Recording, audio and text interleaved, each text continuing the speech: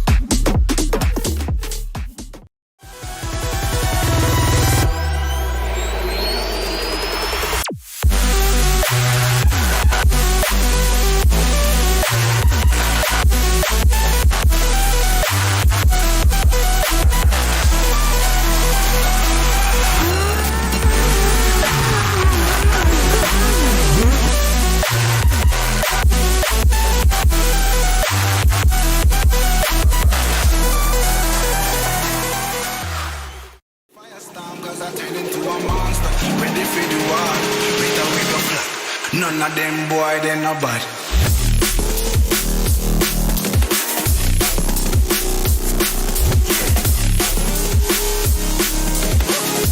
None of them boy, they no bad.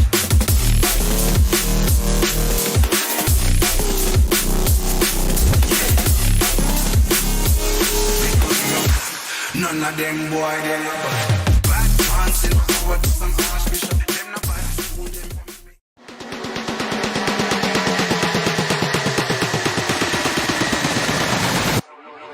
You know I suggest.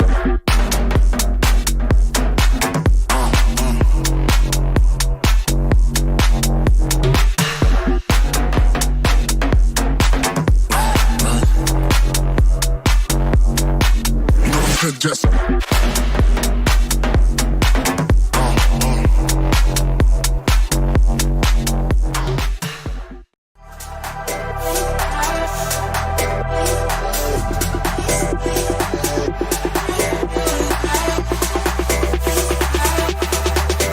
Let's go.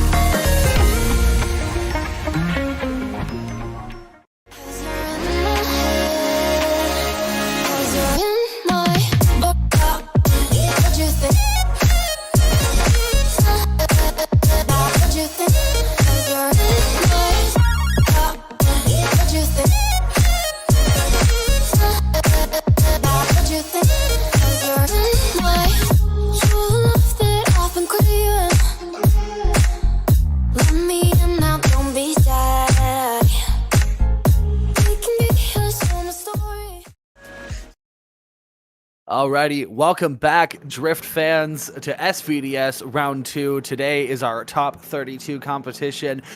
Some very exciting battles went down yesterday in the top 64, and we're getting ready to send the guys who did make it through. But for our first battle today, there is a battle that we did not get wrapped up yesterday, so we are going to finish out the final battle of technically the top 64 from yesterday. So this is going to be, I believe this is Mitchell Gibbons, as well as, who else was this? I'm sorry. Andreev.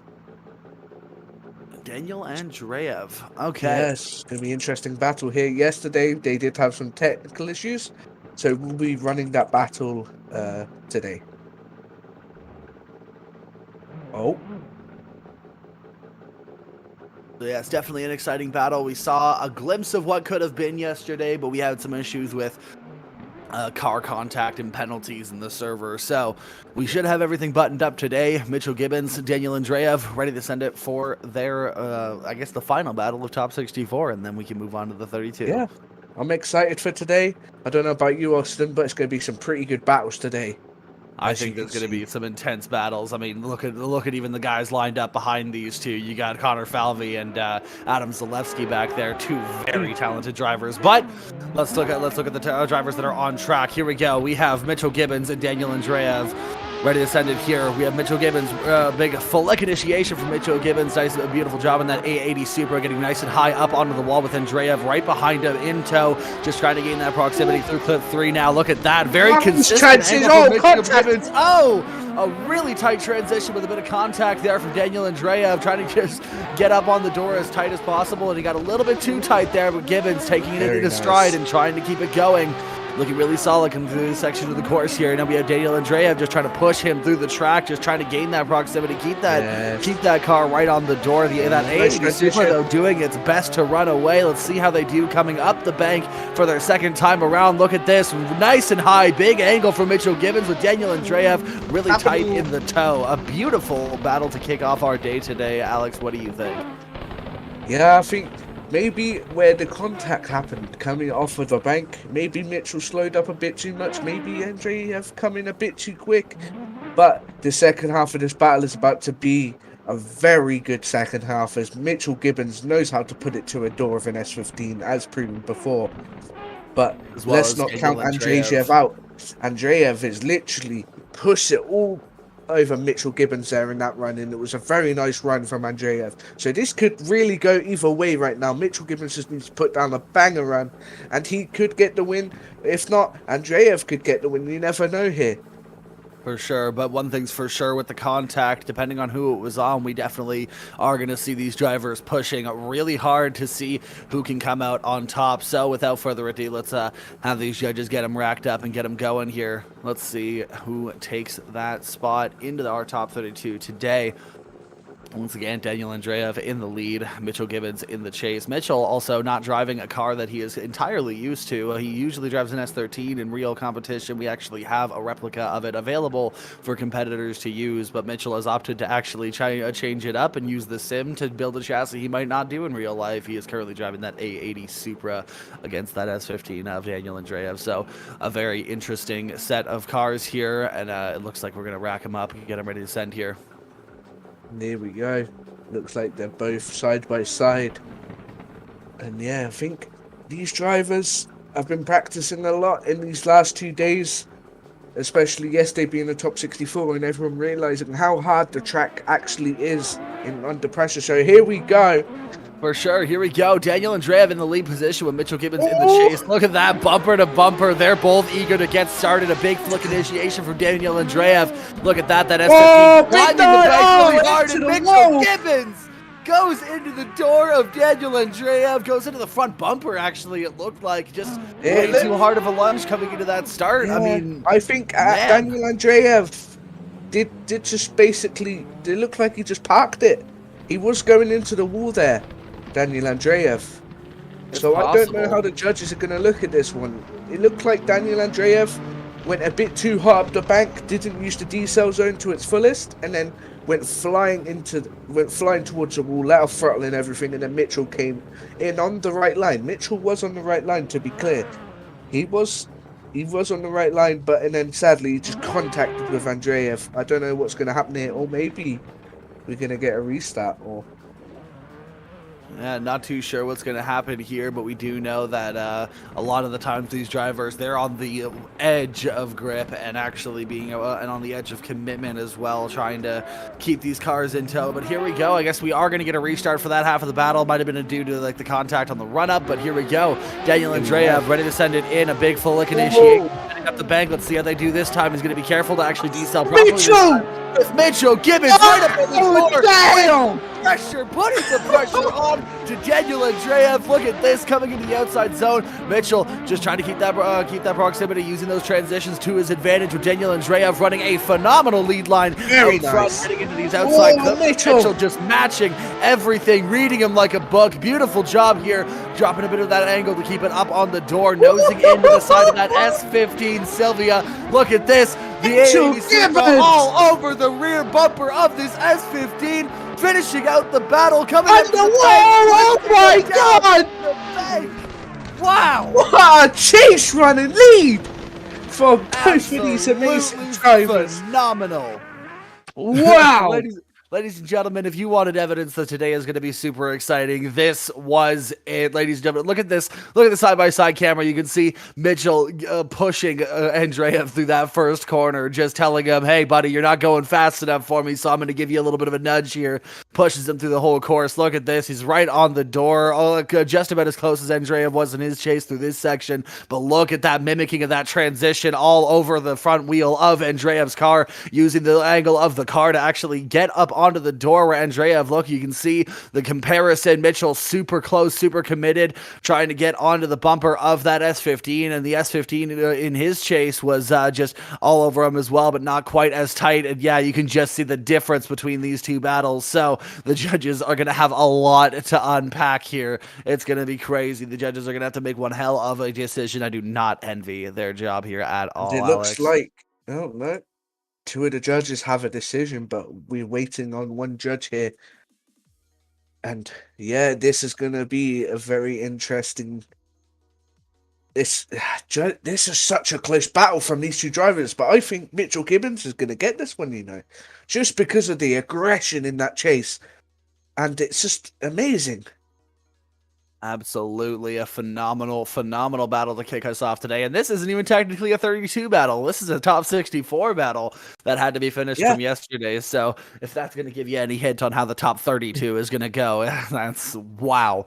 I mean, two very impressive, very talented drivers just going at it, putting down the hammer and figuring out where the nail is to hit it as hard as they can. Beautiful job here from both of these drivers for this battle. And it looks like we're getting a decision from the judges. Here we go. Slide him left for Mitchell Gibbons. Slide him right for Daniel Andreev. That's 1, 2, 3. Unanimously, Mitchell Gibbons gets the win and is going to move on into the top 32 for today. Daniel Andreev definitely put up one hell of a fight, but Mitchell Gibbons gets it. Just edges them out just a little bit here. So now we get to move on our very first battle of the official top 32. And here we go. Connor Falvey, Adam Zalevski. Didn't even give me a chance to introduce these drivers. Connor Falvey ready to send it here. A big full lick initiation. Nicely done. Getting nice and deep onto that outside clip. Coming up to the wall. Adam Zalevski just pushing him through the first course.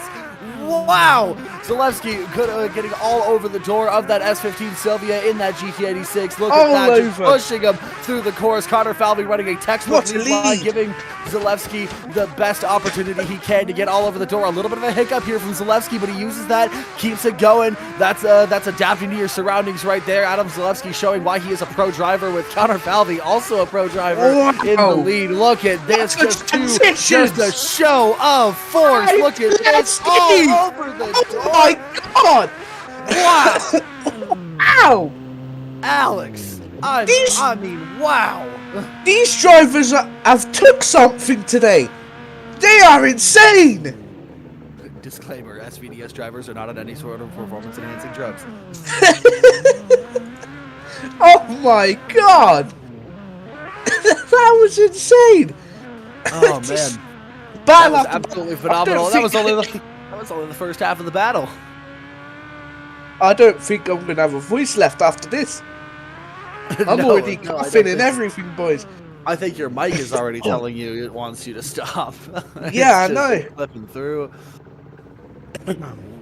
Alrighty, well, ladies and gentlemen, after the very exciting first half of that battle, we're going to get ready to rack him up, send him here again. We're going to have Adam Zalevski switching it up in the lead with Connor Falvey in the chase. Now, Zalevski definitely put down one hell of an example for what a good chase run should look like, so Falvey's got a nice little outline to have to try and follow here, and we know Adam Zalevski knows what he's doing in the lead. So here we go, sending it off the line through the roll here. Adam Zalevski in the lead, Connor Falvey in the chase. Falvey going to be all over the side of that GT86, and look at that side-by-side initiation. Oh, Connor Falvey, oh no! Oh, and he over-rotates, just getting a bit too aggressive. Adam Zalevski running a phenomenal lead line on that bank. Connor Falvey coming in, bit of contact, but Zalevski takes it in his stride. What happened? No, what contact, says Zalevski. Coming in through the outside clip. Beautiful job through the chicane. Oh, that's all over the door, but straightening up, just not finding the momentum, the rhythm here to follow Adam Zalevski. Zalevski just running a beautiful lead line out front, grabbing that outside clip and coming into the last corner of the course, working their way up to the bank here. Getting onto the door. Beautiful job.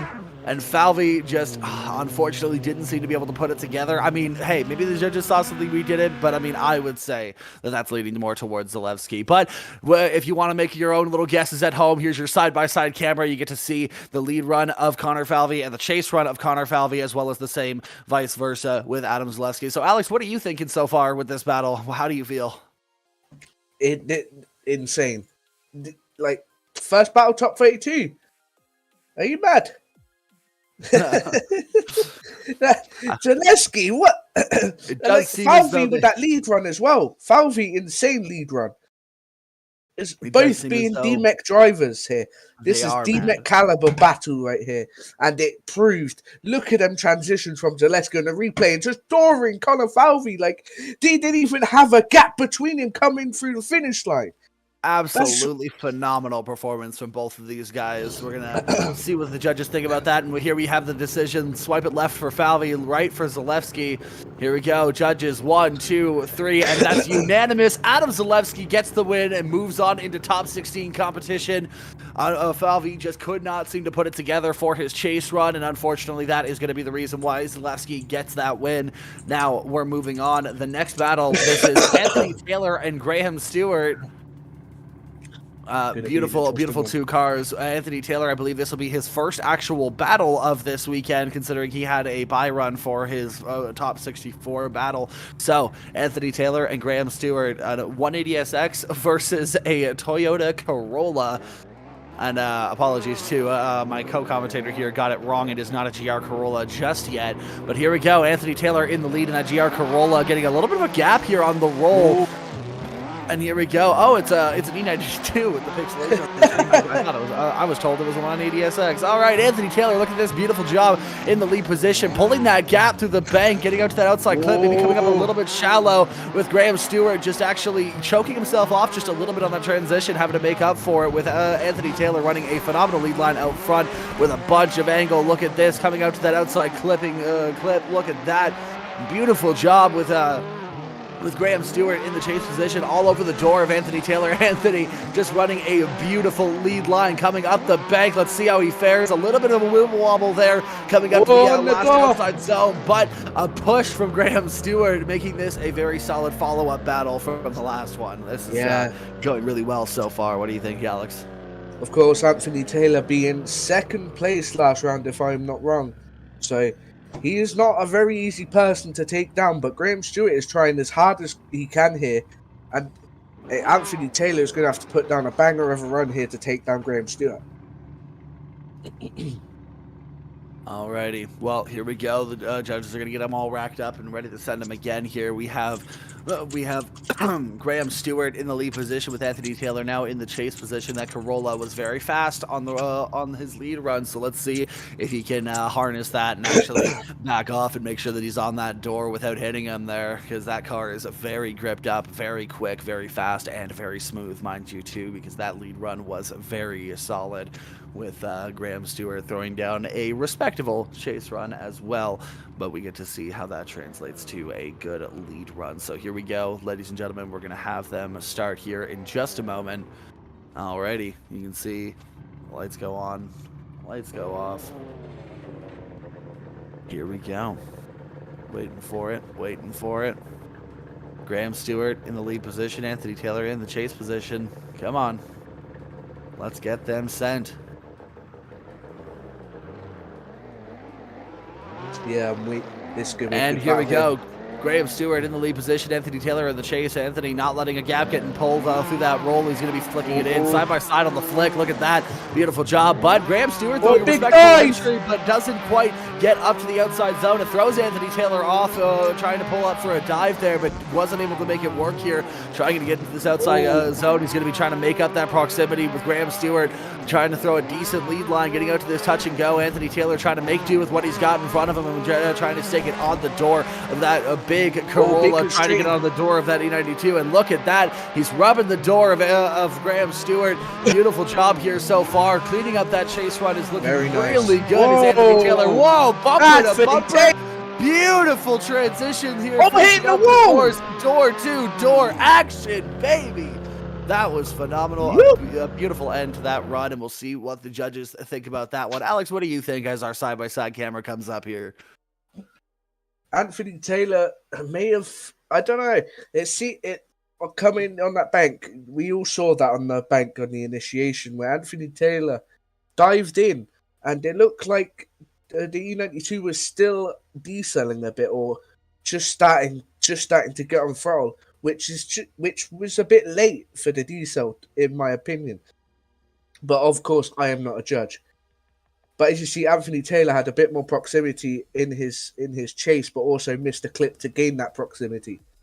So for sure. So definitely some shining moments for both of these drivers in their respective runs, but also some mistakes. So the judges will be taking those all into consideration, and it looks like they have. So we're going to get a vote here. Swipe them left for Taylor, right for Stewart, and it looks like 1, 2, 3, and another unanimous decision. Anthony Taylor moves on to the top 16 competition. We get to see that Corolla go for a few more runs, shall we? But here we go. It looks like we're already moving into our next battle. Jason Cote versus William Holloway in that beautiful Mastertrix MX-5 following in that E36. Whoa. Beautiful job. Look at that. Up on the wall. A beautiful job. Holloway all over the door of this E36, with the E36 running a beautiful lead run that of Cote there. Look at that.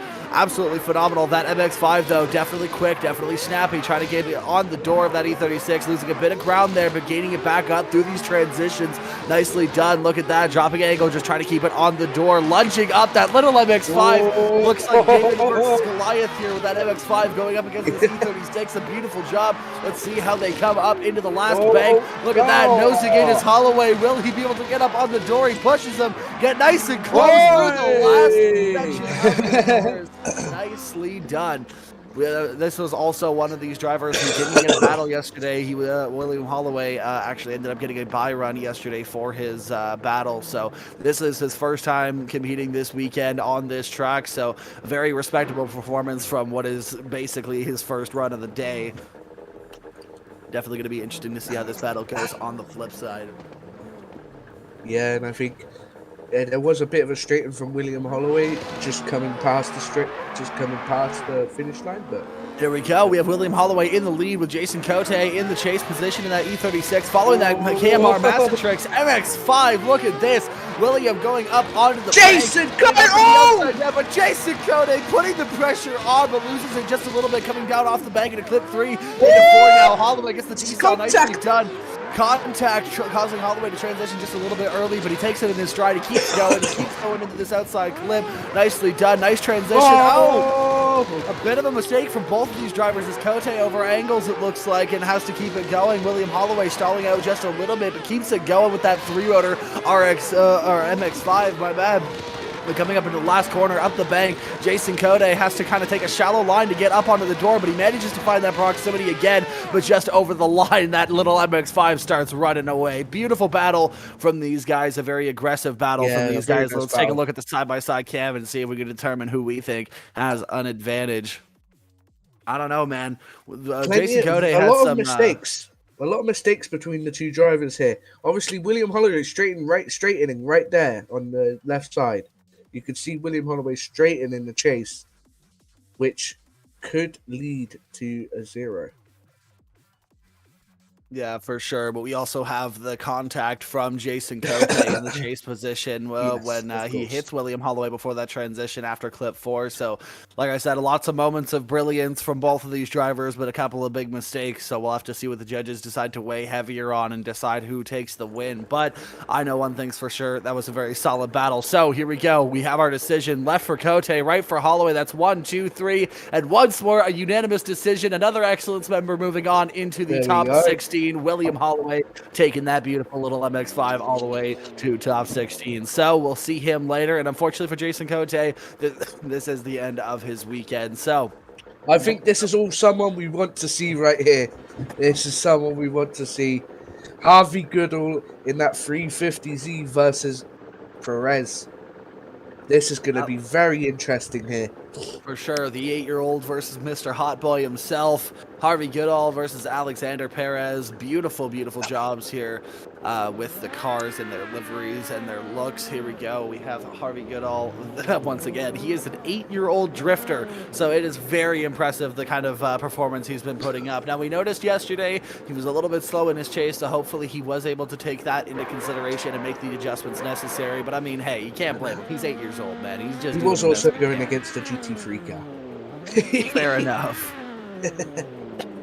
But Which- yeah, we have Alexander Perez in the chase position in a beautifully, tastefully modified S15, a beautiful hot boy looking kind of car, and it's interesting to see how it compete up against this.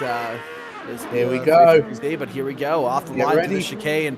We have Harvey Goodall in the lead position in this 350Z with that S15 of Mr. Alexander Perez. Here we go, a big flick initiation from Harvey Goodall coming up to the wall, and Big big contact. contact from Alexander Perez.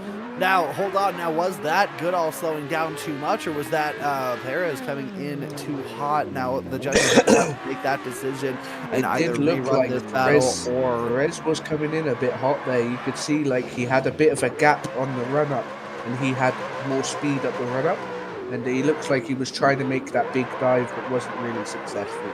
But It's possible, but and you can also see it Goodall was in a continuing decel his zone. run.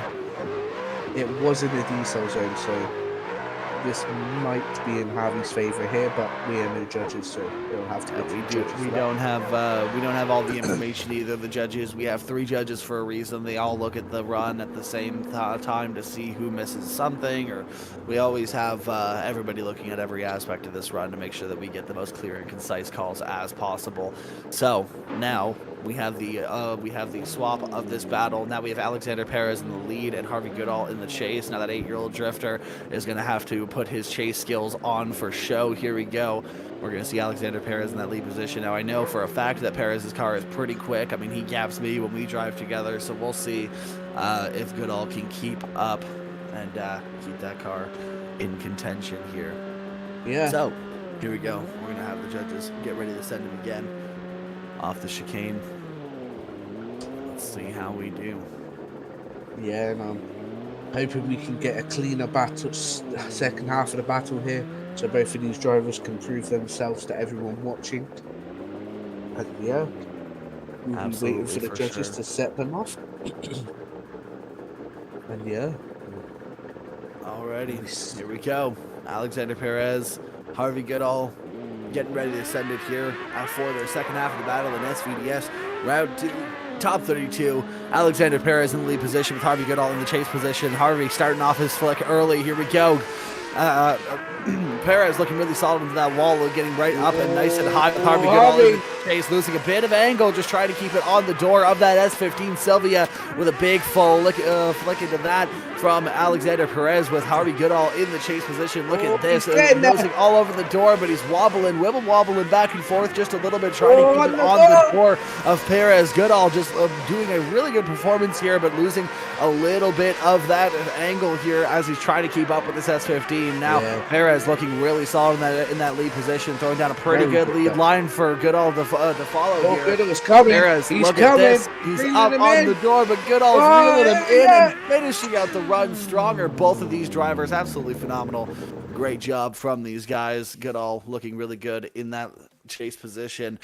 Yes. Definitely had a few hiccups there, just trying to keep the proximity, but he definitely kept it in drift and kept it going. It looks So- like we already have a decision from the judges here.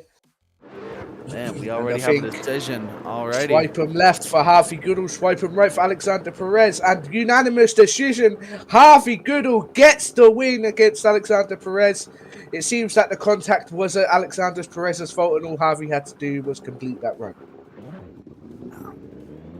Well, unfortunately for Alexander Perez, sometimes you risk it for the biscuit and you burn him instead. Yes, So it does seem that he did make a massive But mistake. big there, shout out to and- Harvey Goodall. I know for a fact he's really happy right now, and he's going to be definitely having a party to making it to the top 16. For sure, for sure. So I believe this should be Sam Hudson and Nathan Vieira, two very talented drivers we saw yesterday, putting up a really good fight. We have that BMW E34 versus that E93, two chassis that I'm actually not super familiar with, but very, very impressive vehicles anyways. And they're already taking off. We have Sam Hudson in the lead position with Nathan Vieira in the chase position. Here we go. Hudson looking really good on the flick into the first corner with Vieira just trying to keep up in that proximity. Hudson, look at that. A nice job on that outside zone coming into clip 3. Oh, Vieira losing a bit of that angle, but manages to keep it in drift. Big flick into that corner coming into this next section of the course. Hudson throwing out a pretty good lead line with Vieira just trying to keep it on the door of that E34. Nice looking lead. really solid here so far. This nice Oh, lead. contact! Big contact, but they managed to keep it sliding. Vieira. Oh, no! There goes Hudson. Sent him on a wide line up onto the grass berm. Thankfully, we had no rollovers here. I think Thankfully, we we need a had replay nothing here. breaking. We're going to I have to don't see know a what replay, happened. but you can see. Yeah, I just Vieira don't really know finishing what his happened run. there with Sam Hudson. And yeah. Man, that was intense. You saw the big contact there from Vieira hitting Hudson, and Hudson goes wide because of it and up onto the bank. There wasn't really much you could do once those tires hit that grass. Yeah. So luckily, this is the sim, and these cars didn't suffer any damage, so we get to send them almost immediately right again. So now Yeah. I'm very excited here for the Vieira. second half of this battle. Vieira in the lead and Hudson in the chase. Here we go. Vieira in the lead. Hudson chase. E34 versus E93. Here we go. Big initiation here from Vieira. Ready to send it in. Nicely done. Beautiful job up the bank coming into the decel zone. Now let's see how he does on the wall. Hudson just Sam reeling him Hudson. in, pushing it onto the door of Vieira Oh. here. Looking really solid. Oh. Oh, a big flick over rotation. Oh, Big no. contact.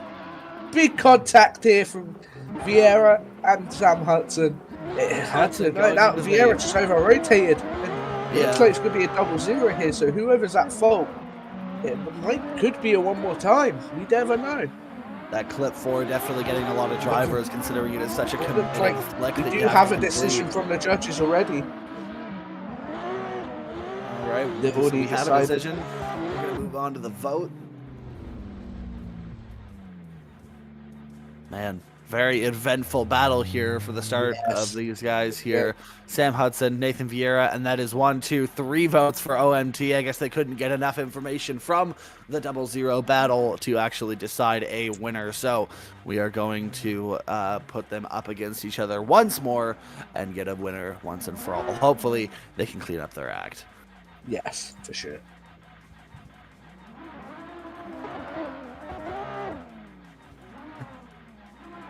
All right, we have Sam Hudson now once again in the lead, ready to send it for his one more time battle with Nathan Vieira. Hopefully going to be following nice and tight in the chase here. So Hudson, Vieira, ready to send it for their OMT battle. Hudson rolling up to that line. He's going to be flicking it in here. Let's see Vieira match it. Nicely done, nice and close, a lot better coming into the decel zone. Beautiful job, big dive onto the rear wheel. With Sam Hudson, beautiful job on that outside zone. Could have been a little bit deeper, but coming into clip 4 now, missing this that is it. outside clip with Vieira. Oh, just capitalizing no! on it and Sam gaining it, but Hudson! Hudson goes up onto the berm, loses a bit of grip. Vieira having to correct for it, but they do manage to continue Oh, the run. and And it Hudson happens falls again! at the boost, And and he just shuts it down. You know, I know why that happened. He doesn't have a Haltech. Okay, we're no more shameful plugging. Shameful plugin is enabled. Okay? Disabled. Yeah, so Sam Hudson obviously running the V10 engine in that E34, so it is a hard engine to get running good with that much horsepower. And yeah, if he had a Haltech, he might have had a bit more of a chance there against Nathan Vieira.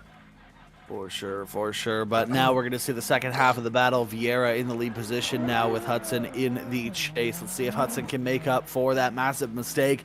Vieira now in the lead position. A big flick initiation. Lots of smoke. Big smoke. He committed initiation. Vieira looking really good coming up the bank. But understeer with Sam Hudson going up into the front of Vieira's car. Wow. Just absolutely wow. Alex, what do we think of that? I don't know what they're doing. I think that's got to be a one more time again. It might be, but the judges might also have enough information to decide a winner and deem fault. So they're finishing out their run right now. Luckily, with the sim, I mean, it is a run that they can finish. So Vieira finishing out his lead run looks like it would have been a pretty solid battle if one conspired. With what happened, didn't happen. I mean, it could have been a really good run. Yeah, it's sad to see it end that way, but for sure. But you get to see here Vieira slowing down, but didn't get back on throttle in time, as it looks like. So Hudson goes up into him, being committed as he was. Yeah, and then Sam Hudson obviously shutting down the car completely in his lead run, which would be a 0-0, which means both drivers have 0 points in their runs, which in reality it should lead to one more time here. But we are waiting for the judges. Yeah, so the judges have a lot to unpack, like a family on vacation. Beautiful amount of mistakes here to actually have to put together and make a decision from. I do not envy the judges of today. Oh, are we setting him again? Here we go. Hudson in the lead position. Vieira in the chase position once again. Here we go. Hudson looking really solid coming up to the wall. But Vieira and it's happened again. The inverse way, but it's happened again with Hudson now. Coming down to the clip 3 with Vieira in the chase position. Hudson looking really solid into the outside zone. Vieira is just pushing super hard with Hudson just trying to finish out his lead run here. Looking good on these clips. Vieira just trying to get up onto the door. And it looks like there's some shadows here of what could be a really good battle if we just stop hitting each other on that first corner. Yeah. Vieira just trying to get it onto the door with Hudson in the lead position in that E34, just trying to get up onto the wall here. Let's see how they do getting into the outside zone. But Vieira just pushing up, reeling him in. Very nice. Very nice, except for the start of that run, because for whatever reason, these guys just don't know how to not hit each other on the bank, apparently. Oh, yeah, definitely. I think these drivers, got a lot of pressure here for these drivers. And yeah, they are struggling a lot.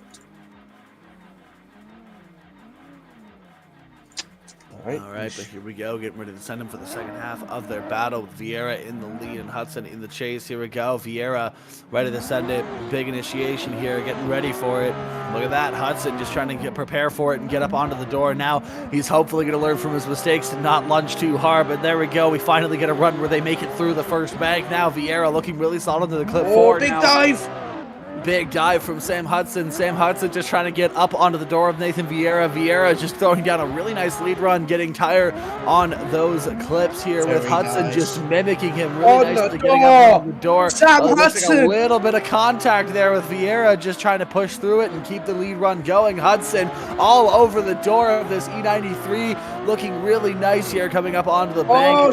Sam Hudson, a big mistake from Sam Hudson, just trying to reel him in, get up on the door. And finishing out the run, man. Very sloppy runs between these two drivers. It seems like they just don't have it all together for this competition right now. It looks like they're just having a lot of issues. Alex, what do we think? Like we already have a decision from the judges here. Alrighty. As I have been told. And swipe him left for Sam Hudson, swipe him right for Nathan Vieira. We'll see what they think. And unanimous decision. Nathan Vieira wins this battle, and sadly Sam Hudson will have to take it home. Absolutely fantastic showing from these drivers so far. I mean, it was a little bit sloppy there, but now we should be moving on to Eridis. Sadowski versus Jordan Fry. Jordan Fry. HGK E46 versus S14. Obviously, S chassis being a very popular choice here, but those E46s, man, they do show up and show out here. So let's see what the E46 can do. Sadowski versus Fry, and ready to send him here for their battle. Here we go. We're getting ready here. It's going to be very entertaining. I think this battle, Aridas being a very nice up-and-coming driver, and same with Jordan Fry, competing with DMVC and many more. Here we go. Alrighty, Sadowski versus Fry. Here we go. Sadowski's ready to send it in for his initiation. A big flick. Nicely done on that wide line. With Fry just trying to mimic it and lunge in up onto the door. Whoa, big dive! Up, big dive. Oh, contact! Contact coming off. Oh, no! It looks like Aridas just doesn't care and carries on his lead run. Carries on, finishes out the run. Look at this. Sadowski's taking that contact in his stride and just continues to go, just continues on. Man, what a crazy set of battles so far. I don't know if we can get a quick replay here, but I don't know if Sadowski did slow down. I don't know, or Jordan Fry just coming way too fast. Absolutely, it looks like Fry might have been a little bit too greedy there, trying to gain that proximity. Yeah. But it does also look like he was just trying to lunge in and pick the wrong time to do it. So yeah, we'll have to see how the flip side of this battle goes with Sadowski in the chase position now with Fry, hopefully being able to pull something out of the bag and get that lead going. Yes, of course. Lining up our drivers once more, ready to send them again. Alrighty, here we go. Fry in the lead position with Sadowski in the chase position. Here we go. Fry ready to flick it in for a big initiation here with Sadowski following in with a massive lunge up to get up to Fry's door on the bank, but it just doesn't seem to put together with Fry looking really solid coming into clip 3. Nice and consistent angle coming into clip 4. Nicely done. Sadowski having to hesitate just a little bit in that transition, but manages to get that proximity here with Fry looking really solid in that lead position with Sadowski is just all over the door of Fry. Not quite all over him just through this section, but is trying to just keep it on the door, push that car up to the side of Fry's S14. Fry just looking really nice into that last corner, and wow, Sadowski is nowhere to be seen, losing a ton of speed. No! Whoa, buddy! You might want to calm down there, Sadowski. I mean, he almost straightened up and went straight into Fry's door. Yeah, that was so close there from Sadowski. And if that would have happened, that would have been all for nothing. Absolutely, but now the judges should have something to go off of. And man, who are they going to deem at fault for that contact? And it looks like we have a winner here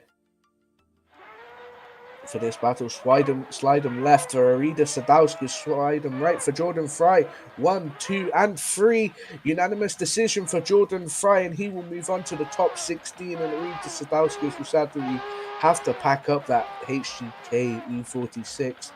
Our next battle is gonna be Stephen Hatcher versus Kogan Cavish. Stephen Hatcher being in that beautiful RX-8 with a 3 rotor, and Kogan Cavish being in that S14 with a magical TJZ. Absolutely talented drivers here. Stephen Hatcher being a championship VDC winner as well. A very, very phenomenal driver. And I mean, I personally have to root for him because he is one of my Canadian brethren. So it should be really cool to see these guys go up against each other. S chassis versus RX-8 chassis. This is going to be a really, really interesting battle with Cavish and Hatcher. So our judges getting ready to send him here in just a moment. Ready to take off the line. Now, we know Hatcher is a very talented driver and did make pretty quick work of the track yesterday, so let's see how Cavish can fare in the chase position and keep up with that very quick, might I add, at RX-8. Yeah, it's going to be a very scary battle for Kogan Cavish here, and he's going to have to push hard against Stephen Hatcher, as Stephen Hatcher obviously being a VDC champion, winning a season, I'm pretty sure. And yeah, the nerves are high, and here we go. Here we go, Stephen Hatcher in that RX-8, ready to send it in for his lead with Cavish behind him in that S14. Look at that RX-8 coming up. Whoa! almost over rotating, but manages to keep it in drift. Cavish keeping an eye on that and actually not managing not to go into the side of Hatcher. Hatcher now just going to have to put down a really good lead to try and keep an advantage here. Looking really solid through these clips. Cavish moving up onto the door and lunging in quite a bit onto the side of Stephen Hatcher.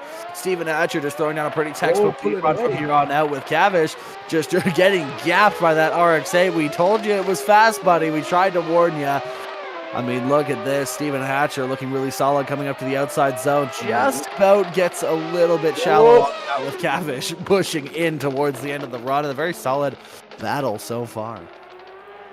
Yeah, say this. Kogan obviously having to deal with that over-rotation by Stephen Hatcher. Kogan even helping Stephen Hatcher get back into the line so he didn't zero himself out. But I think that's going to give a really big advantage to Kogan Cavish here. And Stephen Hatcher's going to have to push really hard if he wants to win or get it one more time. Alrighty, second half of the battle kicking off here with Cavish in the lead position in that S14 with Hatcher in the chase position in that RX-8. Look at that. A really cool calm collected initiation behind him. It falls off through the decel zone. Cavish getting on throttle nice and early, managing to pull a gap on Stephen Hatcher. Now Stephen Hatcher's going to have to contend with somebody who might be pretty quick now. Stephen Hatcher all over the door of Cavish, but that transition not quite working out for him. Cavish running a beautiful lead line for Stephen Hatcher to chase here. Hatcher all over the side of that S14. Go, Stephen Hatcher. Look at that, pushing him through the track. No! I don't know what happened there. Maybe contact between. Yeah, I think it was contact. I think Hatcher pushed him off the track. Man, maybe a bit of contact there between even Hatcher or Kogan just got really scared of that rotary. That's either one of them right there, but maybe we never know. We'll let it go to the judges here. Yeah, the judges are definitely going to have a lot to unpack with this one. It's going to be a lot to look at here to see who was at fault for what just happened here. But now we also get to see here once again with this nice blown up replay for us to watch here. We get to see this S14 and maybe more carefully dissect for these guys at home on the stream here. So you can see Cavish coming around nice and good on throttle, and then Stephen Hatcher, it looks like he just lunges up a little bit and taps the front end of Cavish, which is just enough to send Cavish on too wide of a line, and Cavish shuts it down to drive up the pit entrance instead of going off into the grass. So our judges now looks like they've made a decision, so let's see what they do. 1, 2, and actually only 2 for Cavish to get the win, with one driver opting for an OMT, but the majority rules, and Cavish will be moving on to our top 16. Okay. So now next is a battle that I'm quite excited for. We have Tom Edgecombe versus Marcel Studzinski. Edgecombe driving that tiny little MX-5, that NA Miata. Definitely an interesting build to take to pro competition, with Studzinski opting for what would probably be the more easy route with the E46. But Tom, I mean, he's got to be pretty confident in that MX-5 to make this thing work. So here we go. These drivers are going to enter the burnout box, get their tires heated up, and we'll get ready to send them here in just a moment. Tom Edgecombe in that Mazda MX-5 NA from Team Junk with Studzinski in that E46. So here we go. We have them lined up. Tom going to be leading Edgecombe. Edgecombe leading in Studzinski. Here we go. Yeah, it's gonna be very interesting. Mazda MX-5 Miata, man, so small.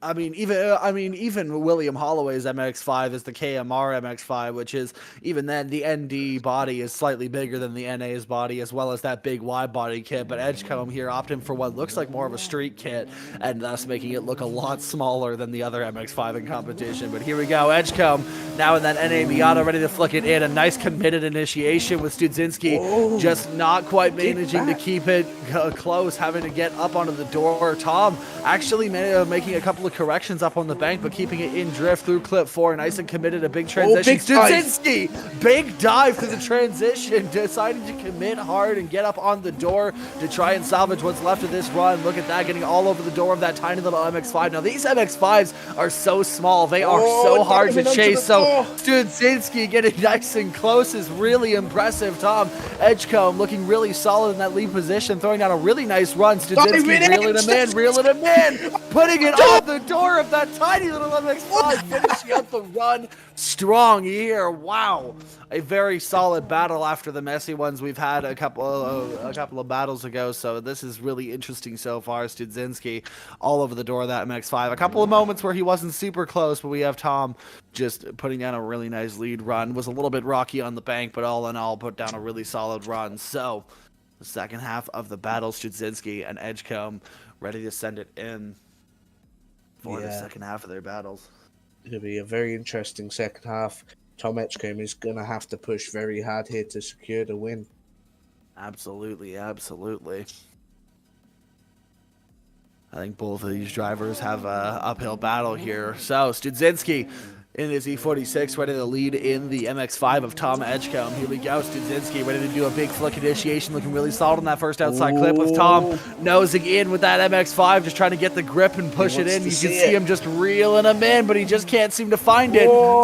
Taking a bit of a shallow approach to get up. Oh, wow, a big dive trying to get up onto the door of Studzinski. Studzinski running a really nice lead line here, getting nice and deep onto the outside zone. Look at that through the clips here. Tom all over the rear wheel of that E46. Look at that MX-5 just pushing for a good chase run. Here's Studzinski, a beautiful lead line so far, looking really good. Coming into the last bank run, let's see how Tom does. He just can't seem to find the proximity. He's got the speed on the reeling in Studzinski. Wow. I feel like that MX-5 is a really good car for competition, but it just does not seem to have the setup right for that bank. Now you can see on the side-by-side here, both times the MX-5 was on the bank, it looked like it was a little bit shaky here, a little shaky through that outside zone and also in the chase position. But from here on out, I mean, it was a pretty decent run, except for that very shallow line from Tom in the chase. So the judges are going to be looking at this under a microscope to see who did the worst mistakes and who took the win through their line. It's I mean, it's just a very hard job the judges have. I mean, I do not envy them. I do not envy them. Alex with his mechanical keyboard. Yeah, just typing some things. And yeah, we're going to see who the winner is in this battle. Judges are looking at it long and hard. And yeah. I had to really resist the urge to make a... Yep. Okay. Alrighty. Let's see what the judges think. Judge is going to be having to make a really tough decision. This one's a pretty solid battle. I mean, it was a really good one to watch. You saw a lot of aggression from both of these drivers. Their chase runs both looking pretty similar here. But I'd say if I was leaning one way, I'd say Studzinski was a bit cleaner because of his bank runs here. But I mean, Tom definitely had the aggression with it. So, Alex, what are you thinking so far? Honestly, I think that... I don't know here. They both had very good, like, it was an okay battle, but here we go. We have a decision, it looks like. Swipe them left for Tom Edgecombe, swipe them right for Marcel Studzinski. One OMT, one for Artix, one for Tom Edgecombe. And it's a split decision. It's gonna be a one more time here. We're gonna have one more time with one judge opting for an OMT, one opting for Studzinski, and the other opting for Edgecombe. So a split decision. That means we will default to and one more time. So we're gonna see these drivers go at it again. This is going to be interesting. This is our this is the first half. This is the last battle of the first half of top 32. So this is going to be really interesting to see. These drivers definitely now getting a chance to clean up their act and clean up what their mistakes and what they did wrong in that run. So here's hoping that they can put it back together. What do you think, Alex? Who do you think is going to come out on top on this one? Yeah, just. But it could go either way, really. It's drifting at the end of the day. These drivers are going to have to push hard as possible, make the less mistakes, and whoever makes the least mistakes will get the win here. They need to prove themselves to the judges, and the judges are waiting for that approval. Absolutely, absolutely. So, I'm going to get ready to send him one more time. Edgecombe versus Studzinski. Don't know why we're taking so long to get these guys up to the line here, but they will be going for that one more time battle.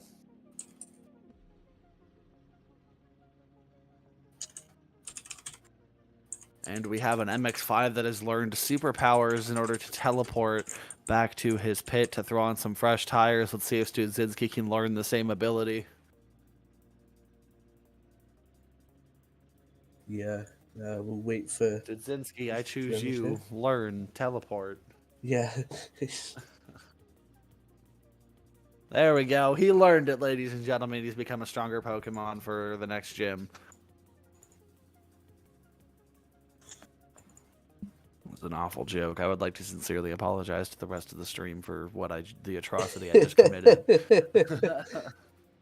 And yeah, we'll be waiting for these two to line back up. We seem to be waiting a while here.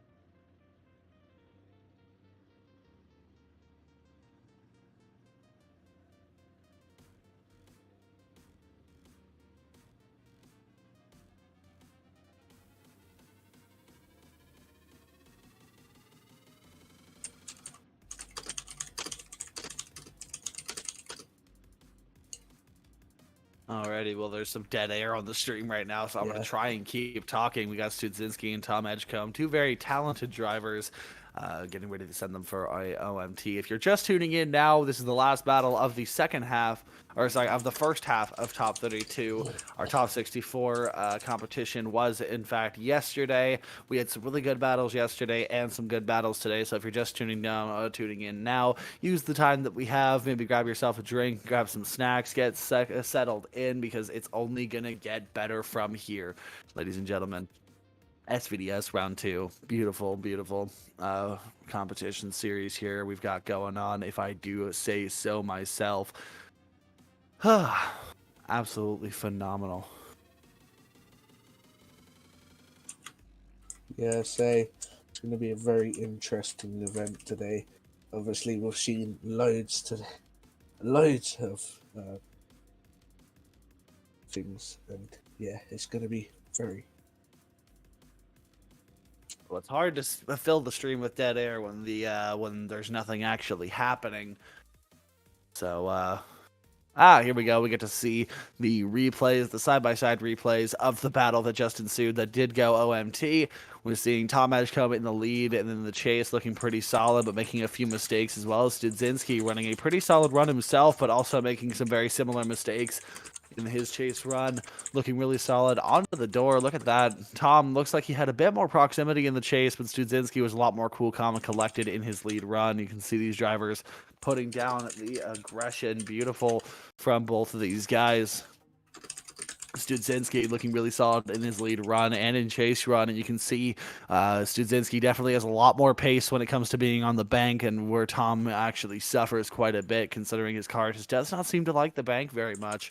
He can get around it, but he doesn't have any advantages. He actually has quite the disadvantage with how small of a wheelbase his car is. So it's going to be interesting to see the second battle of these two guys, their one more time battle. It's going to be very interesting. Yeah, so it's gonna be very interesting here, and they're coming to the start line here, so we'll be getting that battle shortly.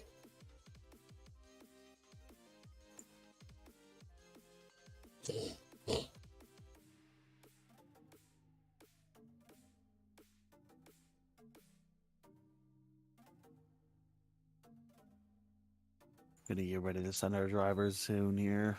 Getting them up to the line. Getting them rolled up. Getting tires changed. Tie rods straightened and swapped out. Somebody probably lost a steering knuckle or something. I don't know, but we're just waiting for them to fix everything up. And obviously I'm joking because this is the simulator, but here we go. It looks like we're finally getting our drivers lined up and ready. We have Studzinski in his beautiful BMW E46 HGK vehicle, looking really solid, rolling up to the line with Tom Edgecombe now, doing his burnout box laps, trying to get those tires warmed up on that little MX-5 Miata. But here we go. Judge is going to be sending these guys for their one more time battle, Tom Edgecombe and Marcel Studzinski.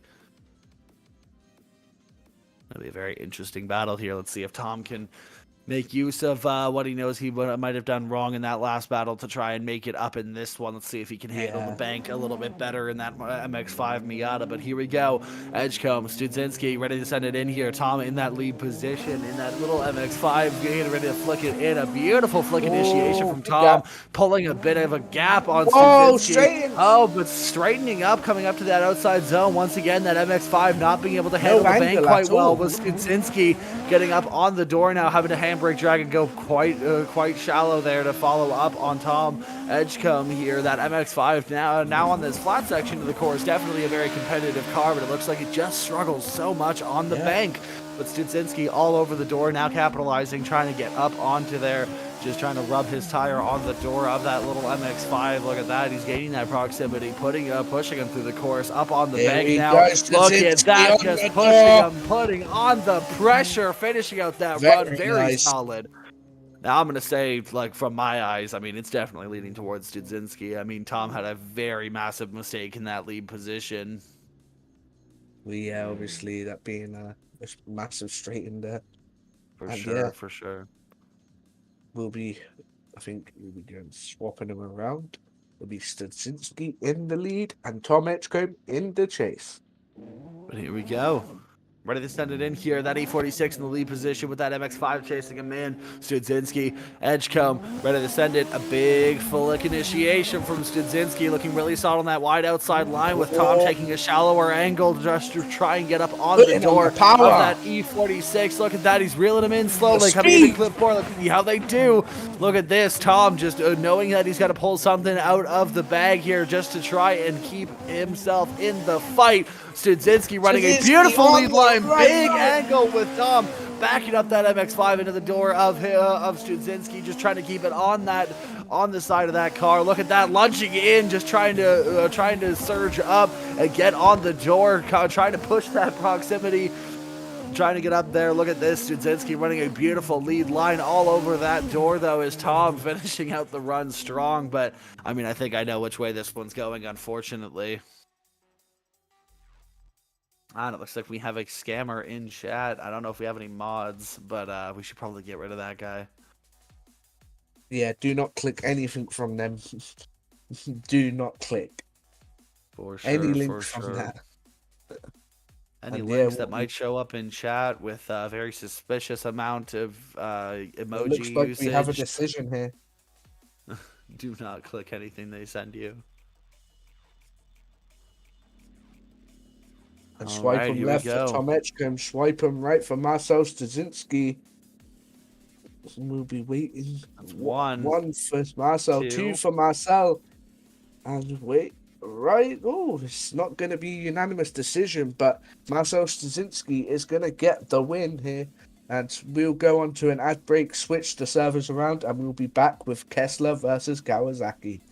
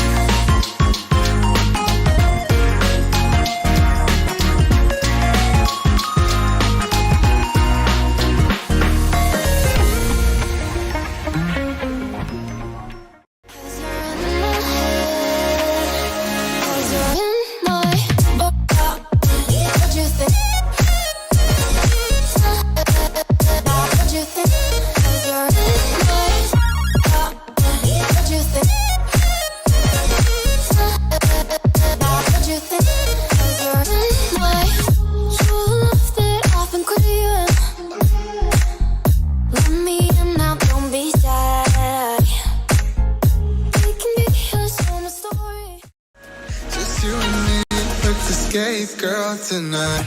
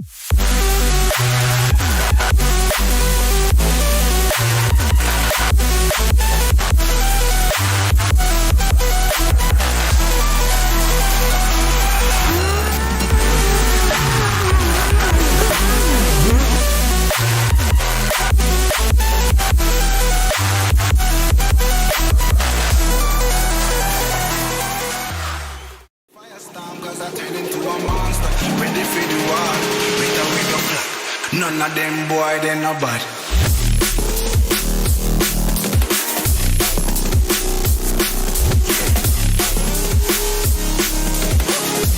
None of them boy, they no bad.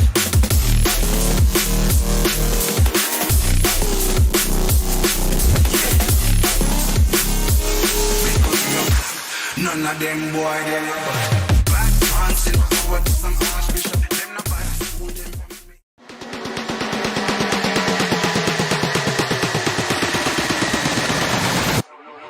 You know I suggest.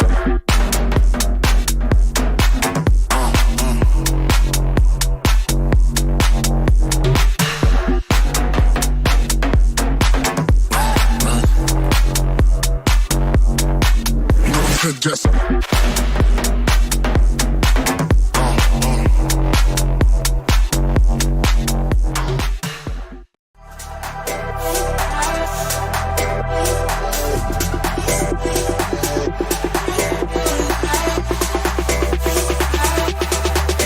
Let's go.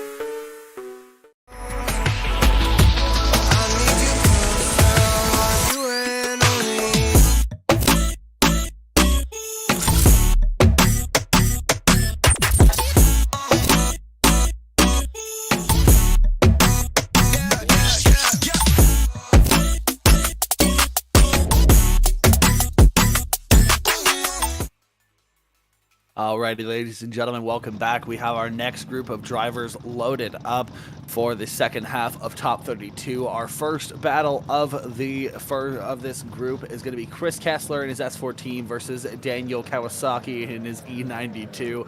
His name's not really Kawasaki, but we call him that because we can't pronounce his last name. So here we go, Chris Kessler versus Kawasaki. Here we go. Going to be a very interesting battle.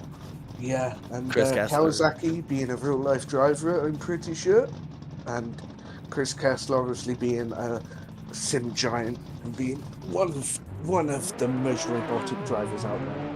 Absolutely one of the most consistent guys out here. So here we go. We get to watch it happen here live. That S14 going to be setting it in for a big full leg. Chris Kessler nicely done on that initiation with Kawasaki looking a bit rocky, a little shaky on that initiation.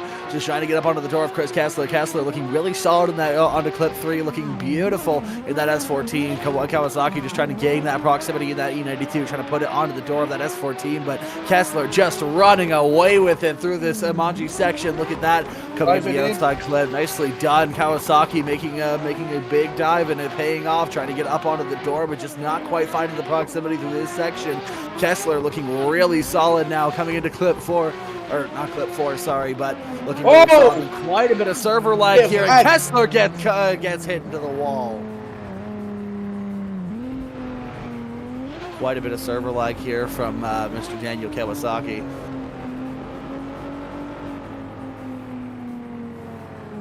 Man, very interesting battle. Some server lag taking over. The judges might actually choose to rerun that battle because of the server lag, but we'll have to see what they decide. We got Johan Garcia with his hood open there, back in the background there. He's showing off that beautiful motor he's got put into that engine bay. So now we have the second half of the battle. We have Chris Kessler versus Daniel Kawasaki. Here we go.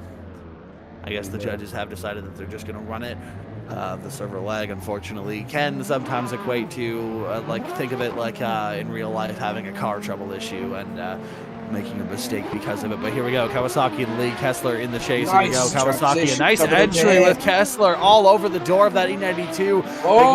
Now Kawasaki going up into the wall, having to shut it down. Kessler driving right past him. He said, "That's fine, buddy. I'll finish out the run for you." Here we go, Kessler looking really solid, making that pass through into that outside clip, now into the Manji section. Look at this beautiful job from Chris Kessler.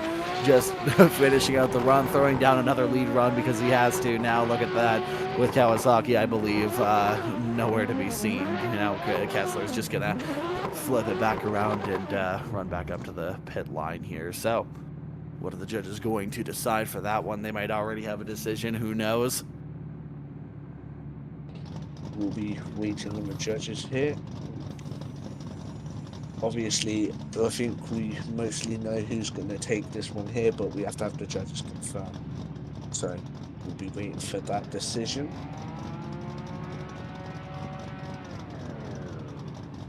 And it looks here like we go. have a decision.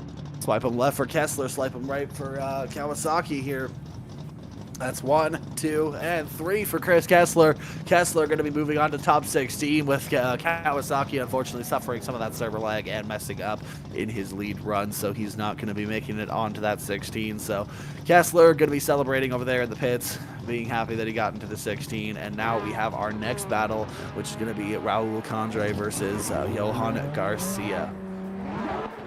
Now, Johan Garcia, a very talented driver, as well as Raul Kandre also being one, showing out. Both of these drivers showing that they are very talented. As of yesterday, both of them trying to do tire warm-up at the same time. It looks like neither of them wants to give each other the space to do it on their own. But here we go. Johan Garcia going to be in the chase with Raul Kandre in the lead. 2 Supras on track, 2 different generations of Supras. We got an A80 and an A90, so here we go. That Get Nuts Laboratory Supra in the lead, and that no title sponsor A90 in the rear. So this is going to be really interesting to see. I don't know how we afforded that A90 with no sponsor, because boy, they are expensive. For sure, especially out here in Europe, they are super expensive, especially with all the taxes on them too. Yeah, definitely. I wish that's literally probably one of my dream cars. So. Yeah, I have a bit of biasness here, but I also did make the A80 Supra there, so it's a bit biasness here for me. I don't know, because I like both cars. So I don't know who to side with here. I don't know who's going to win. Obviously, Johan being a really good driver, but Raul proving himself yesterday. And yeah, Absolutely, but here we go. Now they're taking off that A80 and A90 battle. Here we go. Kandre versus Garcia. Kandre ready to send it in here. A big initiation now, going to be flicking it in, maximizing initiation speed. Look at that, firing it up the wall. Johan having to make a bit of a shallow line to try and get up onto the door of that A80 Supra. Now Raul, look at that, running a pretty good lead line, but coming up shallow on clip 4 there. Garcia capitalizing, getting up all over the door. Raul looking really solid, coming shallow again on that clip.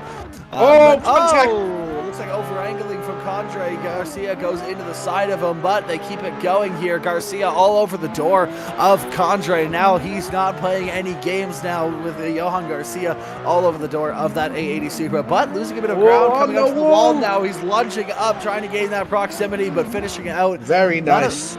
Not a bad battle, but a bit sloppy from both of these guys. Not a bad battle at all. So we're moving on to the second half. We're swapping around. Johan Garcia will be put in the lead, and will be swapped around. And Johan will be in the Johan's in the lead. Raul's in the chase. Absolutely. So we have Kandre in the chase now. Garcia in the lead. A80 versus A90. Let's see how they fare here. Garcia, I've seen him in practice. He does have his lead line dialed in, and let's see if Kandre can pull off what he did yesterday with his chase run. So this is going to be an interesting one. Yeah, for sure.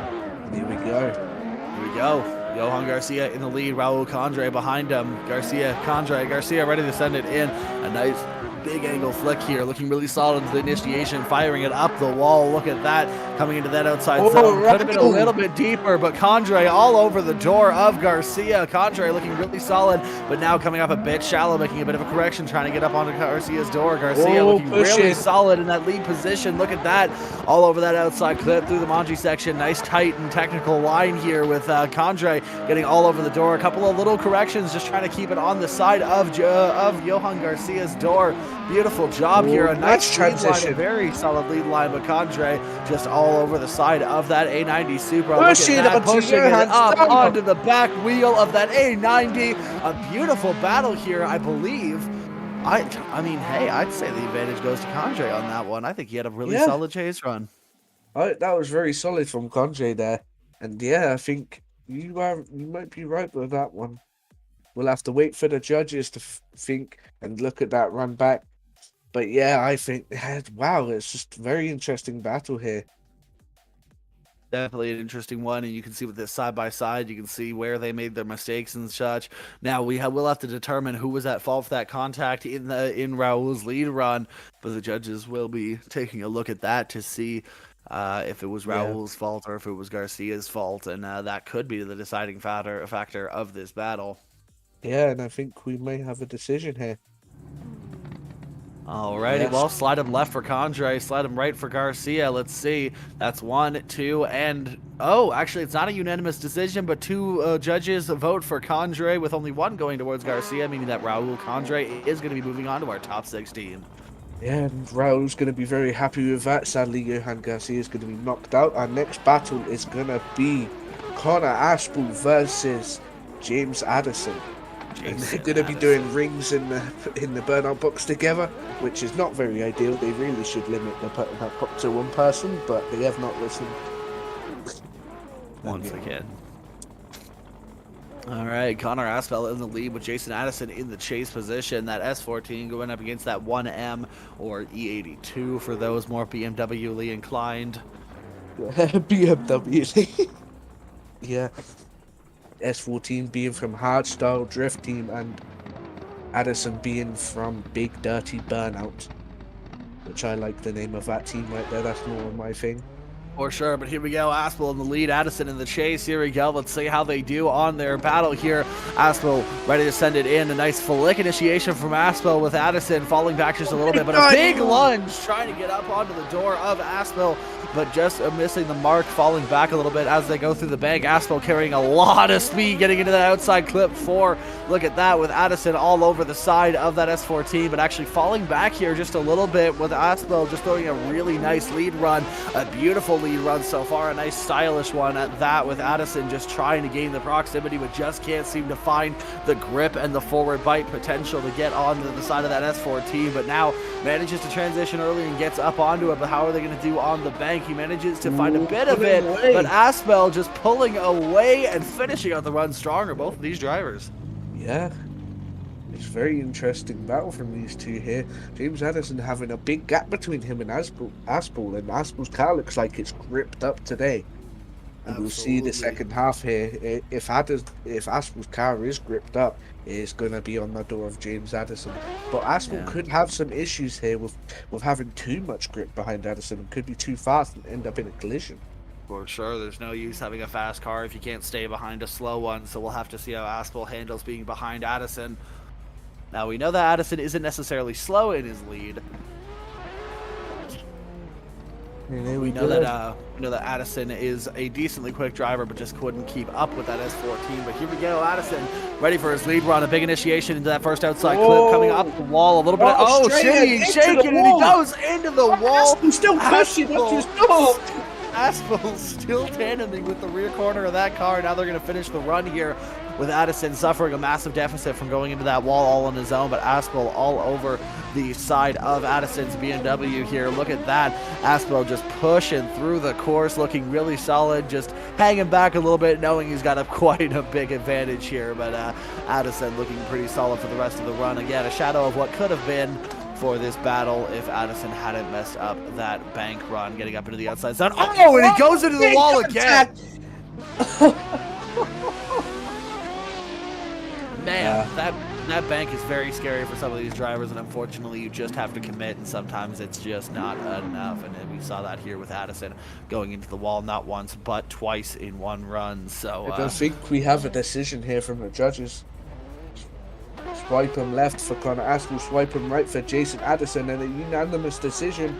Connor Aspel will get the win, and Jason Addison will be knocked out.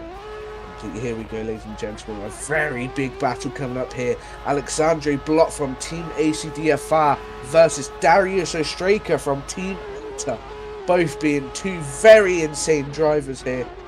And yeah, we're going to be waiting for them to pull up to the line, and Aspel obviously to stop doing donuts in the pit area so we can get on. And it doesn't look like they're going to be doing so. And here we go. It looks like the driver's going to be pulling up to the line here. It's going to be E30 versus S15. That E30 having a very nice V8 in it, supercharged as well, versus Darius Ostraka in that 2JZ single turbo powered S15 with raging kit. And there's two very beautiful looking cars here. Darius Ostraka running that comp fitment, as we like to call it. Yeah, absolutely. Both of these cars very solid. Yeah, absolutely.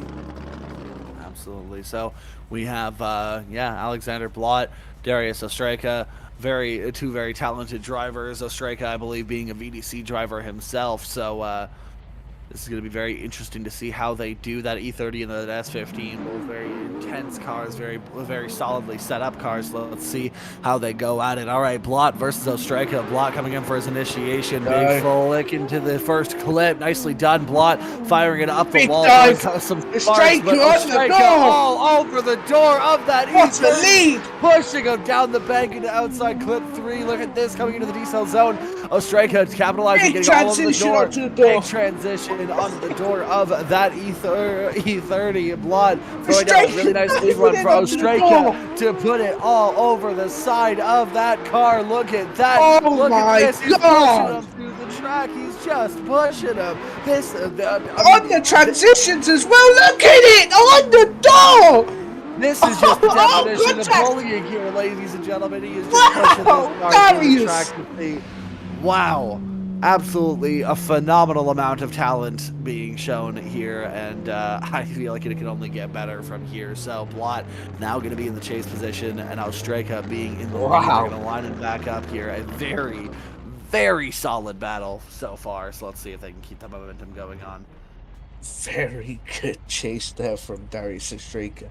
Alexandre Blot's going to have to do something here to back that up, and it's going to be very interesting.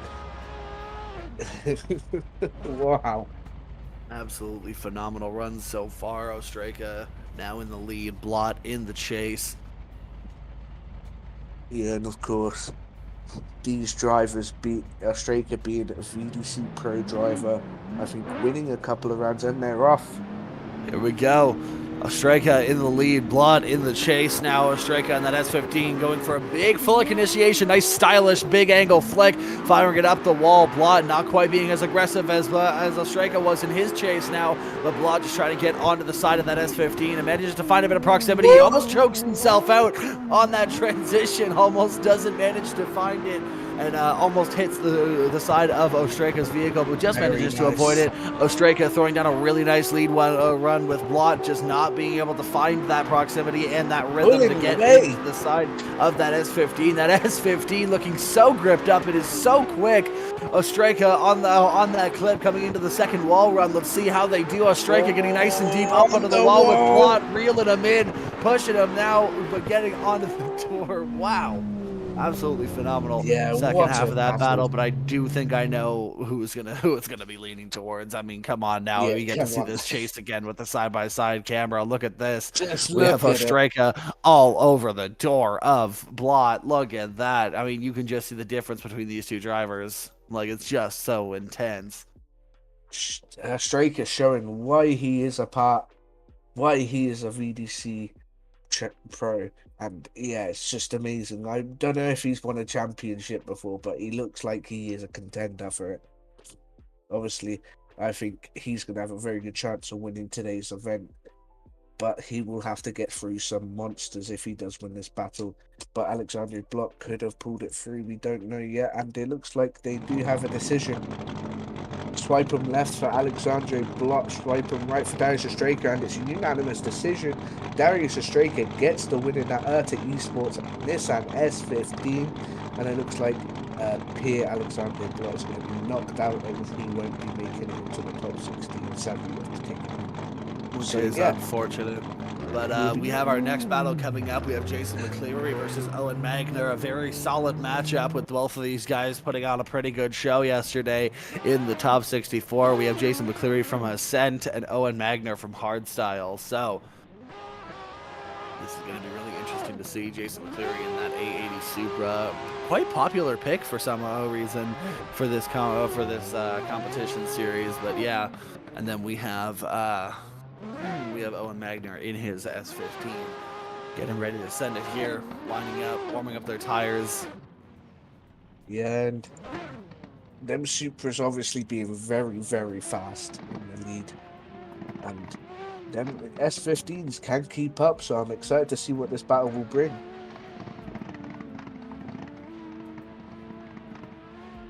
Absolutely. So the judges are going to get ready to send these guys here for their run, and here we go.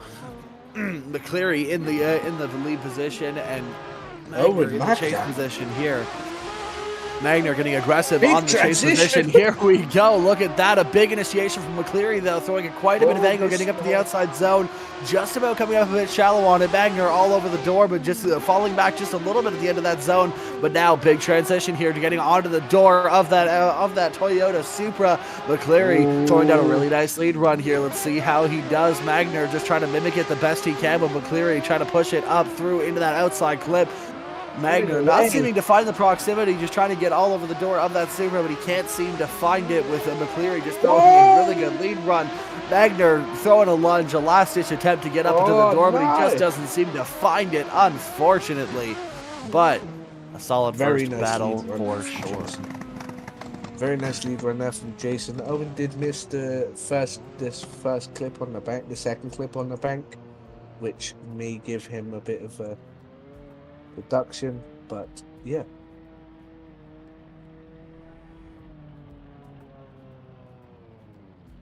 All right, so we're going to re-rack our drivers, get these guys lined up for the second half of their battle.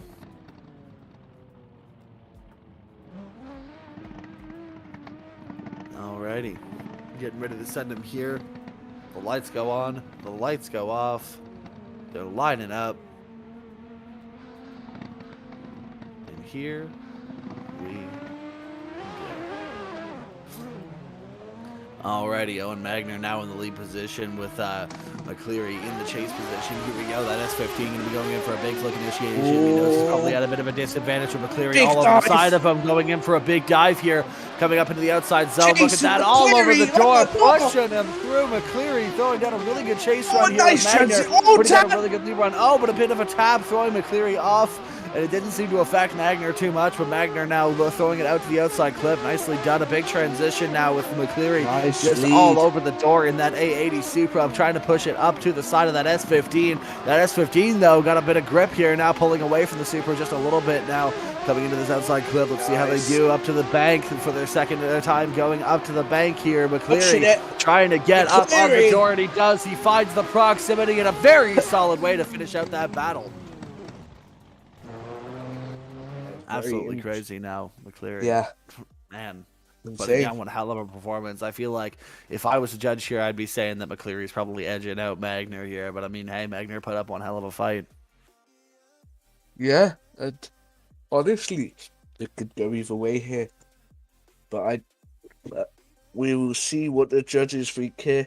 Obviously, Magner being a bit shallow in that chase there, but he's also running a very nice lead run, and that contact may go in his favour.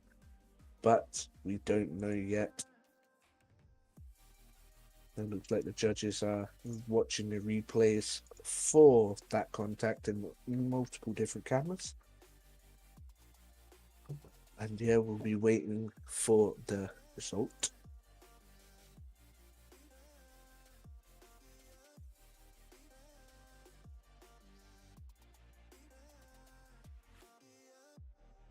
It'll be interesting to see how the judges take this and see what their and see who did better, who made the more mistakes here. McCleary, though, throwing down one hell of a run in his lead and in his chase, and Magner putting up a pretty decent fight. So it's definitely going to be a bit of a toss-up. I mean, I can see who I think has a bit of advantage, but that's not up to me. We're not judges up here in the booth. We are, in fact, just people who yell really loud. Yeah, definitely. And I think going on, these drivers are going to be pushing even harder and harder. And then All right, here we go. Here. Swipe him left for McCleary, swipe him right for Magner. And we have 2 votes for Magner, meaning that Owen Magner is going to go up and keep moving on to the top 16, with McCleary only getting 1 vote from our judges and losing that battle, unfortunately. So I guess the judges must have seen something that we didn't up here in the commentary booth, which is perfectly fine. It happens. But now I believe that we're contact moving on. between them two. Remember the contact that they had. Oh, fair enough. Oh! All right, Gibbons gets a bye run for his top 32 battle. It looks like Stacy did not show up. So we have Mitchell Gibbons going for a bye run in that beautiful A80 Supra. Look at that, just completely dialed in for his lead run. He's like, oh, and he throws a 360. He just got a 100-point run, ladies and gentlemen. As confirmed by Stu, the track manager himself. Back into there. Absolutely, just having a lot of fun here. I mean, it is a bye run. You don't have to be entirely serious about it. Just have some fun. Go put some tire marks on the track, and everybody have a good time. Yeah, so, Mitchell Gibbons. It looks like we have another bye run as well for Jacob Tumler after Mitchell Gibbons. So we'll be getting into that there. Obviously, beautiful A80 Supra and Clint is very nice looking Corvette C6. All right, yeah, Jacob Klinger gets a bye run as well. Yep, we're going to be letting them 2 run through, and then we'll have Maxime Ross versus Dustin eBay. Dustin eBay, baby. Yep, Dustin eBay. eBay, stay Clint will be in very new to comps, and he's doing pretty well, considering. For sure, and that Corvette, definitely a very well set up vehicle. Looks like it's pretty solid around the track. I mean, this man, being as young as he is, still does know how to throw down a good run here. Look at this. Yeah, A-line everywhere, just pushing it to the max, even on a driver. For sure. Looking really solid in this C6 Corvette. I mean, a very good chassis for drifting, and I'm very surprised we actually don't see more of them in this series. Yeah, of course. Absolutely looking solid, looking nice and deep up onto the wall. Nicely done from Jake Klinger for his buy run. So it looks like we are moving on to our next battle, which is Dustin eBay in his R34 and Maxime Ross in his A80 Supra. And please don't say Maxime Ross isn't here. Oh no. Okay, so Maxime Ross is in the server. We're just waiting for him to pull up to the line, but this is your bracket. Top 16, we're still waiting for the last battle, but top 16 is going to be Zalevski versus Anthony Taylor, Holloway versus Goodall, Vieira versus Fry, Cavish versus Studzinski, Kessler versus Kandre, Ashby versus Ostraka, Magna versus Gibbons, and Klinger versus whoever wins this battle. So we'll be going on to this battle here once they have lined up, and then we'll have a quick ad break, and then we'll be going straight through from the ad break to the final. Alrighty, here we go. Dustin eBay versus Maxime Ross. Oh, those are not those two drivers, but here we go. All right, Dustin eBay versus Maxime Ross. eBay in that R34 with Ross in his Supra. Here we go. A big full lick initiation for that R34. eBay looking really good going up to the wall. A big full lick, a nice snappy transition into the bank. Yeah. Looking really deep, nice and up onto the wall. Maxime Ross is trying to get in the proximity, but doesn't seem to have the grip to keep up with that R chassis. But look at that. Ross now trying to get up onto the door and managing to succeed here with eBay throwing down a really nice lead run. But Ross now actually in the fight here, pushing it all over the door. A couple of little corrections here, just not managing to find a good rhythm, a good smooth rhythm here. But now eBay looking really solid in that lead position. Beautiful job so far in that R34, but Ross just trying to keep up with him, and it doesn't seem like he's finding it. Oh, ooh, buddy, be careful there. He almost straightens out. Maxime going almost into eBay's door. Man, that was a bit scary. And I see Maxime Ross straighten a bit on the first bank when he was going up the bank, and that might be a bit of a deduction for him there. And he's going to have to push hard here in his chase run to outweigh them problems. Absolutely. So Maxime Ross now in the lead position with Dustin eBay in the chase in his R34. Going to be a very interesting battle for sure. And we'll be waiting for the judges to send them off on their way. Obviously, two beautiful looking cars, and there we go.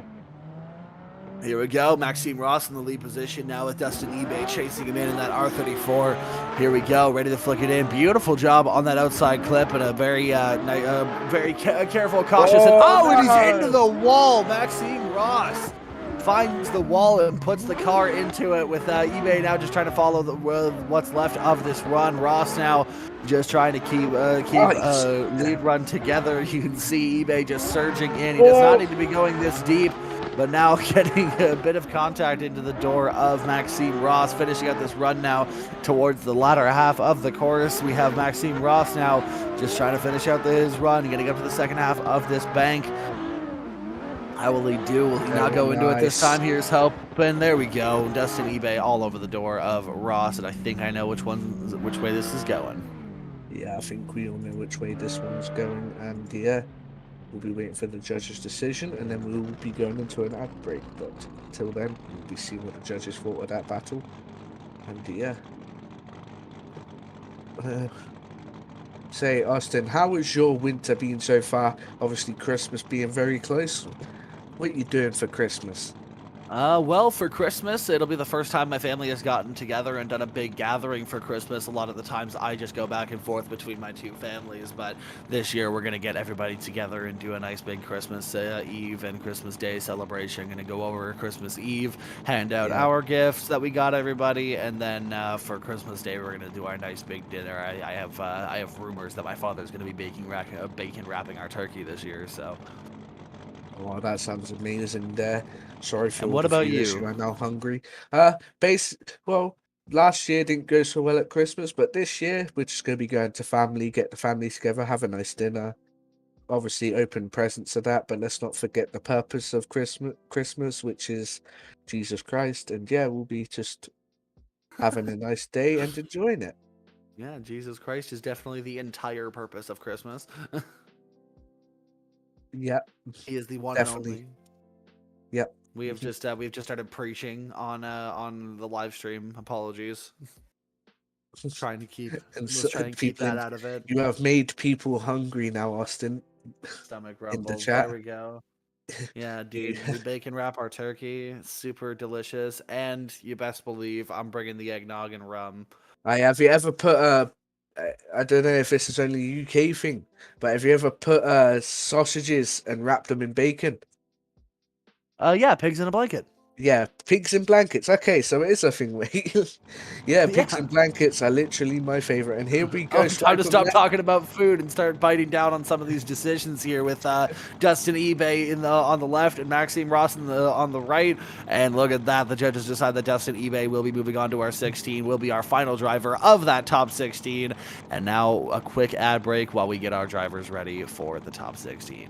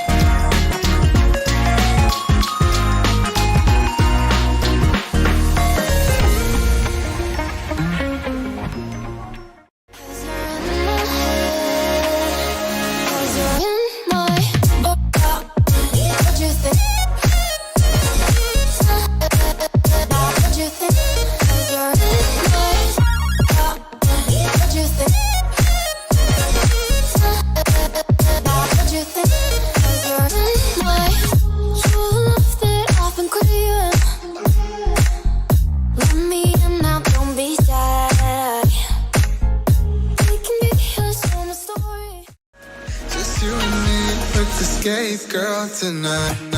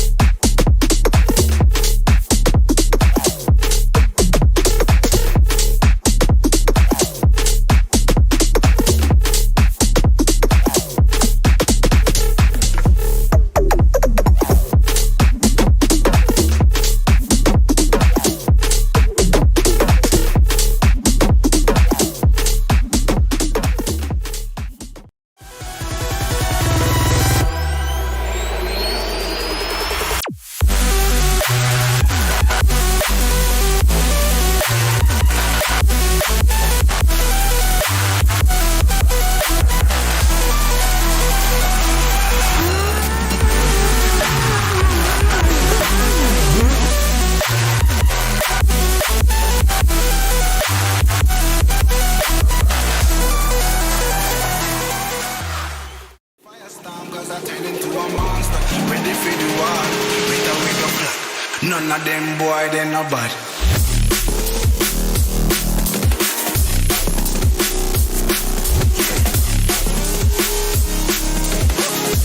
None of them boy they no bad.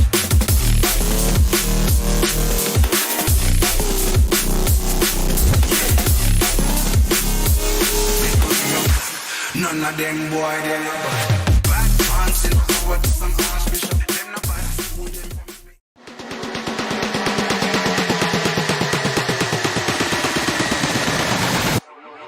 You know I suggest.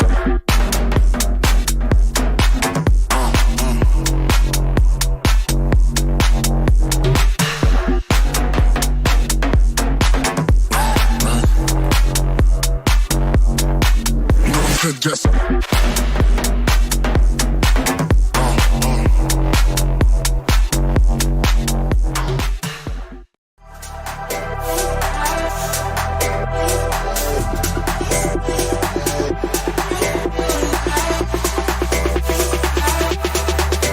Let's go.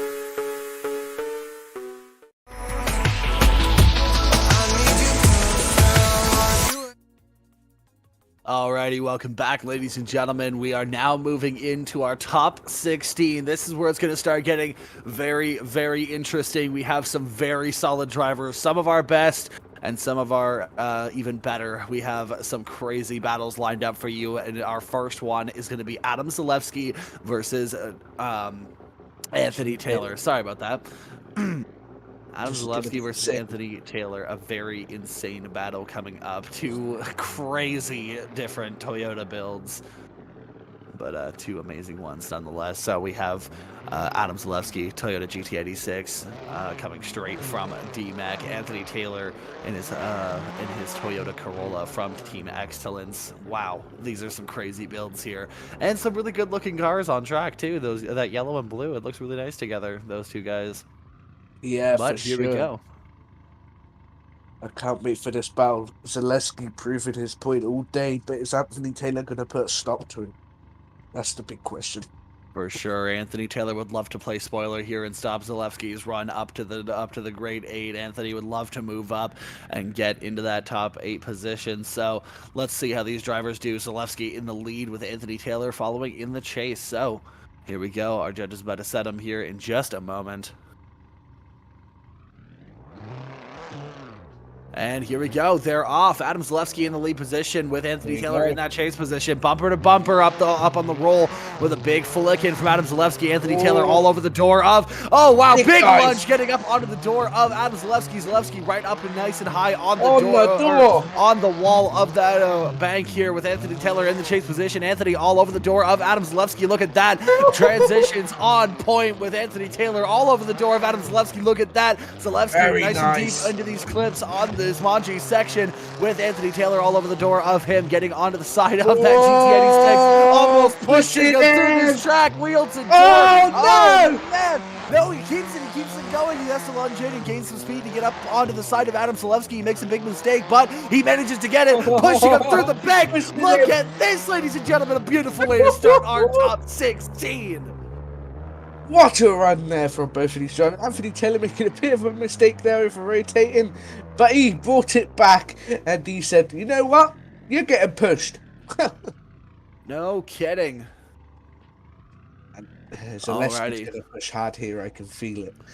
Yeah, you can feel that Zalewski knows that he's got probably a little bit of an advantage because of the mistake from Anthony Taylor, but Taylor is going to be wanting to put down one hell of a lead run for Zalewski to follow. What are we doing? Are we getting a restart, possibly? It shouldn't be. We needed the whole run. I don't see a reason for one. No. It looks like they're resetting. It does look like they're resetting, and it looks like we are going to get a restart. It's possible that the mistake from Anthony Taylor might have been a lag issue. It's possible. Yeah. Could have been.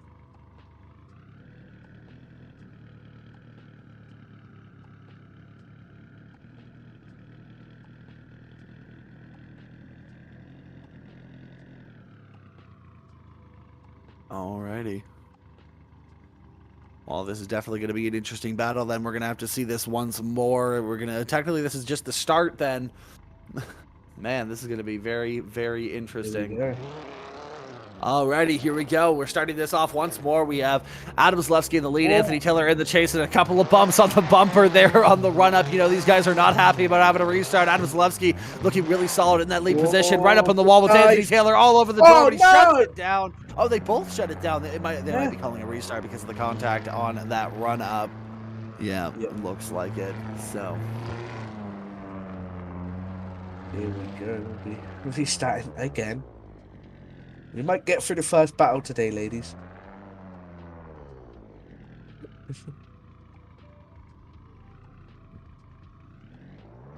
Okay, here we go.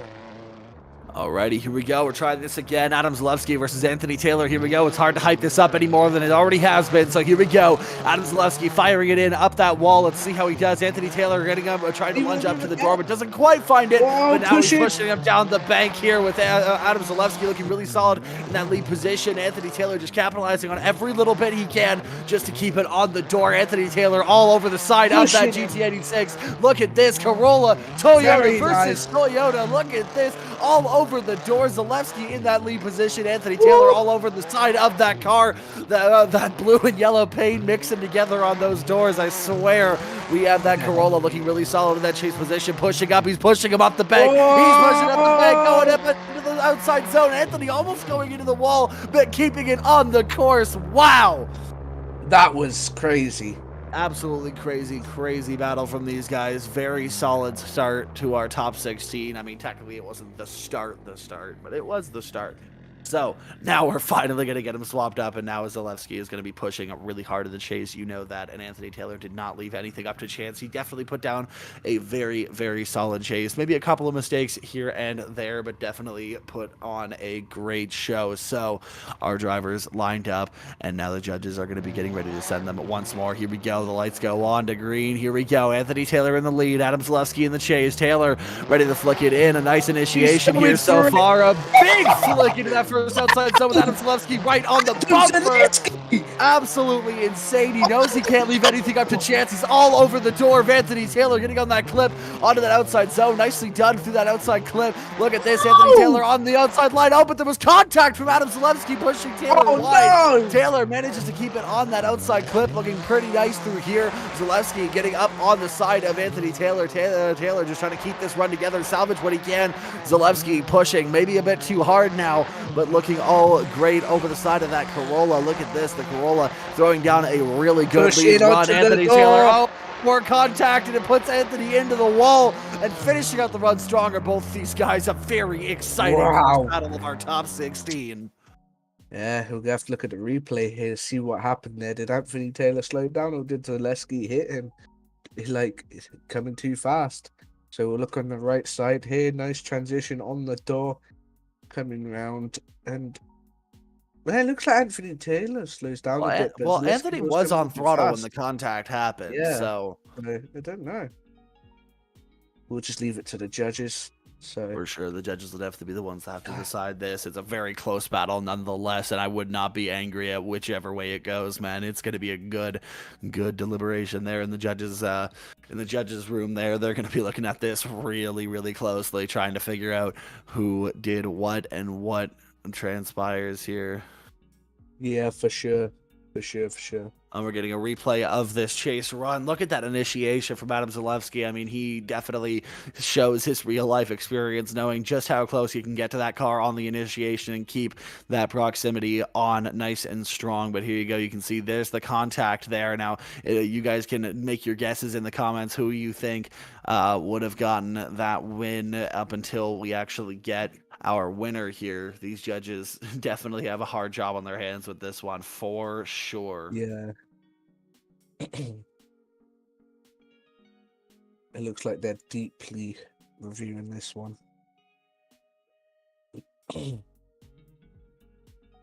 As it is going to be a very hard call, so. Absolutely. It's going to be a very interesting call between these drivers. I mean, it was a very tight battle, very close battle. Lots of moments of brilliance, but a couple of mistakes from both of them. I mean, you can see Adam Zalevski came off that clip a little bit early, but throwing down a very solid lead line nonetheless. Look at that. Beautiful job into these outside clips with Anthony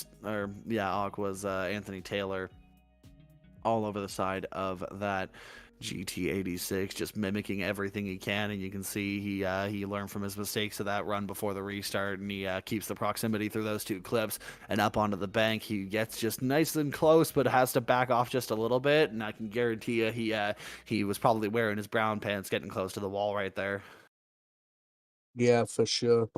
And I think, I don't know, judges are really looking into this one deep. I feel like they're fighting over this one. For sure. These are two very talented drivers, and they don't want to make the wrong decision here. So they're going to be looking very deep into these battles to make sure that they pick the right call here. 100%. They feel like they're going to be nitpicking every single little bit of this run. So we might be waiting quite a while here for this decision.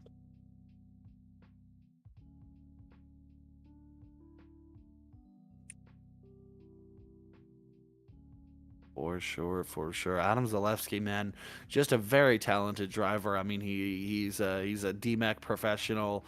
He's a very, very solid driver. He's got so much talent behind the wheel of a vehicle, where Anthony Taylor, purely being a sim driver, still has a lot of talent behind his simulator setup there. He's very much a cool, calm, and collected driver. He knows what he's doing. He knows what he's got to do. So, these two guys definitely showing, letting all that talent leak out on track. Maybe somebody else will have to pick it up off the track and take it for themselves, because these guys left everything they had all over that track, man. This was a very crazy battle. Of course, and judges seem to have a decision here. Swipe him left for Adam Zalevski, swipe him right for Anthony Taylor, and it is a unanimous decision for Anthony Taylor. Anthony Taylor plays spoiler to Adam Zalevski and moves on into the top 8. Man, that has got to feel good for Anthony Taylor to have just taken out a DMEC professional driver on the circuit here. It may not have been entirely how he wanted to win, but he got the win nonetheless. So our next battle has the potential to be almost just as exciting. We have William Holloway versus Harvey Goodall. Now, we've talked about this before. Harvey Goodall is an 8-year-old drifter who is making quite the name for himself on the circuit this weekend for just being one of the most aggressive drivers on the field, which is a lot to say for an 8-year-old driver. But William Holloway also has a reputation of his own, being the actual sponsored driver for Kyle Mohan Racing on the sim here. And that car, I mean, I could not describe to you how many hours have gone into making that car one-to-one accurate with the real thing. So that MX-5, definitely a very competitive chassis here on the sim, as long as he can handle it. So Harvey Goodall has definitely got an uphill climb here, but both of these drivers very, very talented, and both of these cars very, very well set up. So it's going to be really interesting to see how these guys fare. So we're going to get the judges ready to line these guys up here. William Holloway in that KMR Mazda Trix MX-5 and Harvey Goodall in that BC Racing 350Z. Here we go, off the line here. William Holloway in that MX-5 firing it off towards that line here. He's going to be flicking it in. Harvey actually falling back a little bit, but managing to gain that proximity before the initiation. Holloway, nice big angle going up the wall, nice and deep on that outside zone with Harvey Goodall falling back, but straightening out. He shuts it down. Oh, that's unfortunate. Holloway now going to be having to finish out the run, unless, no, I think they're going for a restart. Yeah, it's possible Will exceeded the speed limit for that roll up to the start. Oh, yeah, I forgot about that, actually. It's possible that Holloway might have gone too fast, so we're going to get these guys going again. Here we go. There we go. The green light's on, and William Holloway going to be leading in. Harvey Goodall once more. Here we go. We're going to see him flick initiation here from William Holloway in that MX-5. Harvey doesn't manage to gain up until the decel zone here. Holloway on a bit of a shallow line, but getting up to that outside zone nice and deep here for that KMR MX-5 with Harvey in the chase position at 350Z. Going to be trying to make the best with what he's got, but look at this. Holloway throwing down a very banger lead run with Goodall just trying to make what he can in the chase, diving in, trying to gain that. Whoa, a big lunge up, almost trying to kill the little MX-5, man. He's just trying to get up onto the door. Harvey Goodall, look at this, trying to put some orange paint onto his own door by getting super close to that MX-5, but he just can't seem to quite find it.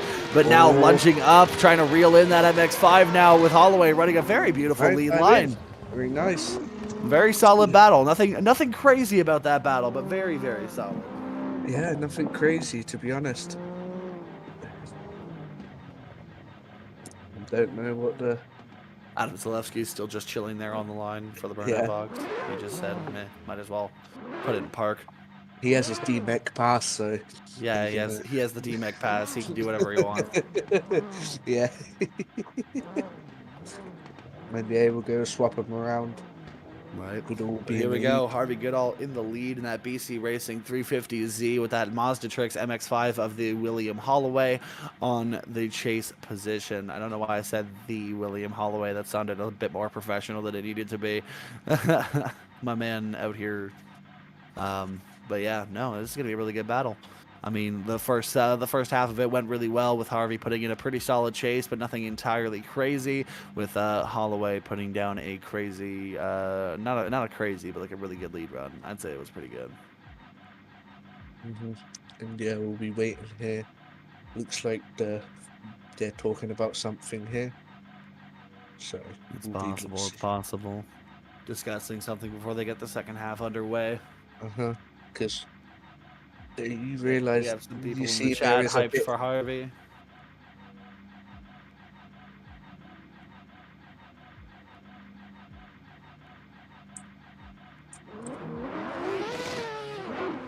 All right, here we go. Second half of the battle. Harvey Goodall in his BC Racing 350Z followed in very closely, it seems, by that MX-5 and a bit of contact on the run-up, unfortunately. Looks like they're going to be throwing down a restart for that.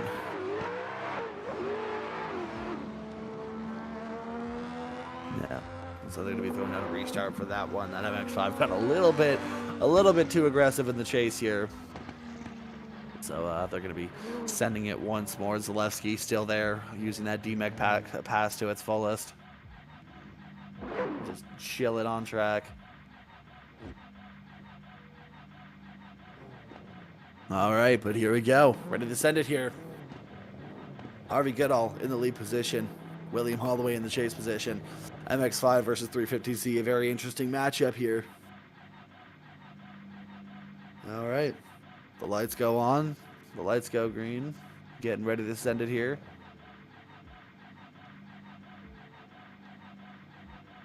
Here we go. Here we go.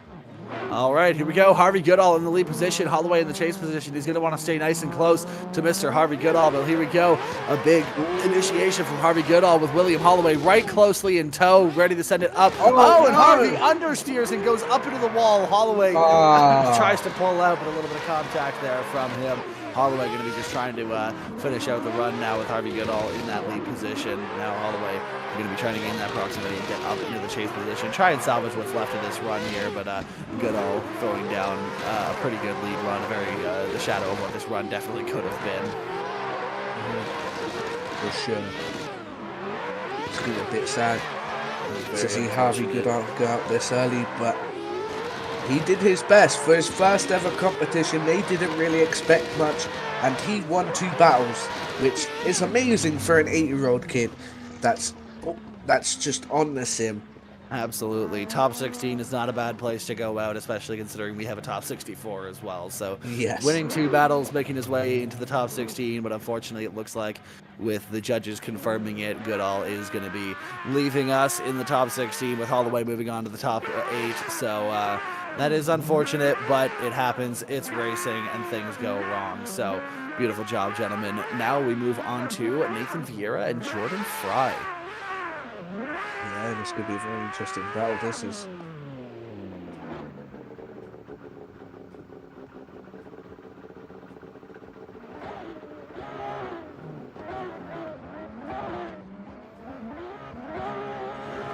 All right, Nathan Vieira in that BMW E93 with Jordan Fry in that S14. Both very incredible cars, both very well set up vehicles, but Vieira and Fry both very talented drivers as well behind these vehicles. So, this is going to be really interesting here. We're going to see Vieira and Fry go at it. Vieira in the lead, Fry in the chase. The lights are going to go on, the lights are going to go green, and then we're going to send them. And obviously you see a HDK car in the background. He's getting ready for his next battle. And that obviously 3 different cars here you can see on the screen: a convertible E93, an S14, and a HDK E46. So yeah, here we go. Here we go. All right, we have Vieira in the lead, Fry in the chase. Here we go. Vieira getting ready to send it in a big flick initiation. Nice big angle, almost catching Fry off guard. But Fry gets up on the door of Vieira. Vieira a little bit shallow, but manages to find himself. Look at that, though. Fry just all over the door of Vieira. A little bit of a hiccup there. Sideways. Whoa, bumper to bumper, possibly contact, but all over the side of that E93 is Jordan Fry. Look at this, though. Vieira throwing a really nice lead run, getting on throttle nice and early, trying to fire it up into that outside clip. Look at this, Fry massaging the car onto the front wheel of Vieira's vehicle. Look at this, Fry just all over the side of that car.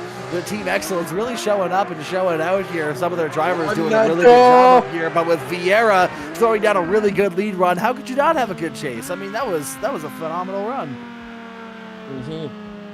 For sure. And Vieira pushing it to every single clip, wide as possible, on every wall. He did well for himself there. All he has to do is back it up with that lead run. Absolutely. So now Fry going to be in the lead position. Let's see if he's as good in the lead as he is in the chase. And Vieira going to have to see how he does in this chase to see if he can keep up with that S14. We know that S14 is quick. We've seen it all day here at SVDS, here at Driftland. Man, this is a really fun track, and that new bank is going to be crazy. Yes, for sure. Here we go. Fry in the lead, Vieira in the chase. Here we go. Vieira. Fry I almost said Vienna. Yeah, leave me alone. All right, Fry looking really solid, firing up onto the bank. Oh, Vieira no! looking really solid. Big lunge onto the side of Fry. Fry comes down off the bank hard and fast. We have Vieira looking really solid in the chase position. Fry looking really good in that lead position with Vieira just putting it on the side of that S14. He knows he's got an uphill battle here now, getting up onto the side of that car. Look at that. These cars looking really solid together, and these drivers just putting down a really good job. We have Fry doing a really amazing lead run. Vieira all over the side of that car, matching him, reading him like a book. Look at this. We have Alex speechless up here in the booth with these transitions from Vieira. Beautiful job, both of these drivers. Nathan Vieira pushing it bumper to bumper. Both transitions did not leave any room at all. Look at this on the bank. Perfectly matching angle, wheel to wheel.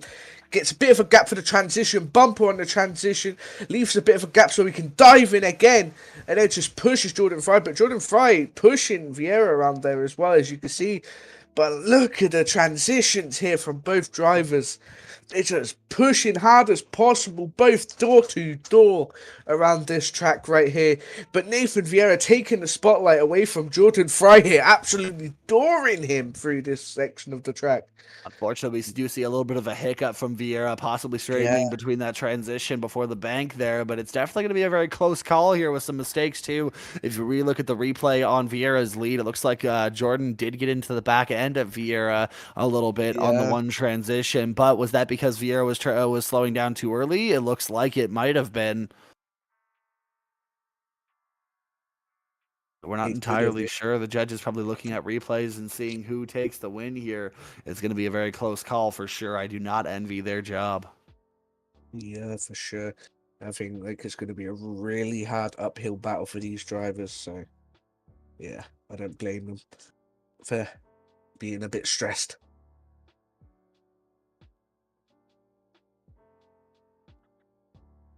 We'll be waiting for the judges and their call.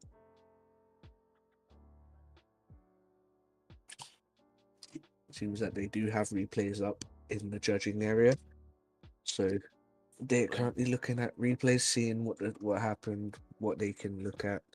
And yeah, definitely going to be a tough call for these guys for sure. Man, top 16 is already so intense. It's so nuts. Yeah, and you think we ain't even at the end of it yet? We've got battles. We're not even halfway through the top 16 yet, man.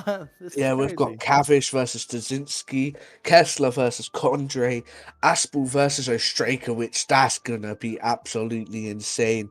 Magna versus Gibbons, which is another banger, and then Klinger versus eBay. It's stacked, absolutely stacked. And this is going to be a very good day for these drivers.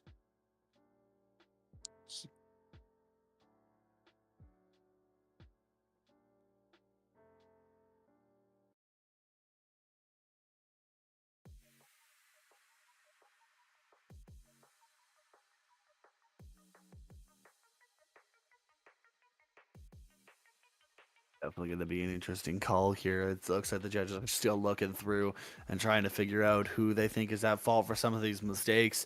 And they're definitely going to be the deciding factor for this battle. 100%. But ladies and gentlemen, while we're here, why don't you leave in the chat what your guys' plans for the holidays are? We had a little conversation about that earlier, and let's see what your guys' holidays look like. Whether that's Christmas, whether that's Hanukkah, whether that's whatever you do, whatever you celebrate. I mean, hey, take some time, tell us what you're celebrating, tell us how Drifting's gonna make it better. You know what? For Christmas, I want tires and drift car parts. And the drift car. That might help. It's a little bit late to start writing your letter to Santa. Christmas is, in fact, in, I believe, 7 days? Yeah, 7 days. Hey, Santa receives stuff quick. You know, as Camila Cabello said it, Quizmois. Christmas. Quizmois. Quizmas. Merry Christmas. King M4 says he's hopefully going to get a new wheel for Christmas, as well as Paradox also wants one as well. Yeah. Well, we hope that you guys get your wheels, because that would be really awesome, especially considering wheels are so expensive. It's nice to not have to pay for them. Yes, for sure. Skid says he's going to cry himself to sleep. I felt that. That's probably what my night's going to look like. Spending too much money on a Moser R9? Yep, seems about right. How did Christmas get here so fast? All right, Nathan Vieira on the left, Jordan Fry on the right. Let's see what the judges have decided. And here we go. That's 1, 2, and unanimously, Jordan Fry gets the win for moving on to the top 8. It looks like they must have decided that the contact was on Vieira for the fault. So Jordan Fry gets to move on to our top 8. And Vieira unfortunately goes out. But hey, a very solid showing from Vieira. Very, very talented, very good talent going all around here today. So Vieira, don't go home sad. You did do a really good job here today. So our next battle is, I believe, Cote and Cavish and Marcel Studzinski. Yeah, S14 versus HDK E46. It's going to be very interesting here. It's going to be a very good battle between these two guys. And yeah, we're excited to see this battle. Absolutely. Cavish versus Studzinski, both of these drivers very talented and showing that they are very much contenders here at Driftland for SVDS Round 2. I mean, this layout is probably one of the hardest ones I believe this will be one of the hardest ones we've had planned for the series. For sure. This is crazy. And for it to show up in Round 2, I mean, come on. Yeah. They did really put this on the drivers here, and it's expected for the drivers to adapt and overcome, as they say. So, yeah. Absolutely.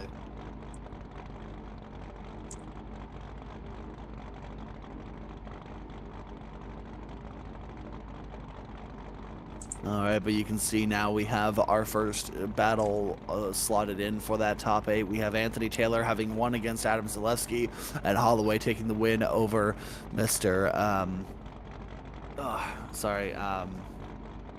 Goodall. Forgetting his name. Harvey Goodall. My bad. I'm bad at this. You certainly Alex, you're the name guy. At names I can agree. You are very bad at names. We do need to work on that. We need to I think we need to pay for some English school, and English very good. English. Yeah, I said English very good. English very good. Very good, very nice. It's very good, very nice. Say, as we're waiting, what are you guys going to be eating for your Christmas dinner? As me and Austin were talking about it earlier, obviously, I'm more excited for the pigs in blankets, and Austin Dunn's excited for the pig in blanket. Well, technically it'd be a turkey in blanket, but you know. Well, yeah, true. Same old, you know. It's all meat at the end of the day. Yeah, true. I actually just finished a lovely rack of ribs the other day for a nice little lunch. It was a half rack, beautiful, beautiful honey garlic sauce. Delicious. Oh, don't stop it. I want it. My mission is to just make everybody starving. I want to make everybody hungry on stream. Yeah, I know Stu's watching the stream, and I know he's getting hungry watching. All right, well, we've been distracted. Here's Cavish versus Studzinski. Cavish in the lead position with Studzinski in the chase. Here we go. Cavish, a big, aggressive initiation with Studzinski lunging up, trying to gain that proximity in the decel zone, but Cavish manages to take it and run with it, with Studzinski trying to gain that proximity in the chase, but can't seem to quite find it. Look at this, though. He's making a big transition. He's going to be trying to get onto the door of Cavish, but Cavish just running away with it. That S14 has a lot of grip here, with Studzinski lunging in and finally managing to find some of that proximity, getting up onto the door of that S14. That S14 looking really solid, coming out on that wide line. Look at this, coming into this clip. Let's see how they do. A big transition. Studzinski finally finding the aggressiveness and finding that rhythm to stay with Cavish. Cavish looking really good on this last clip and finishing the run stronger. Both of these drivers.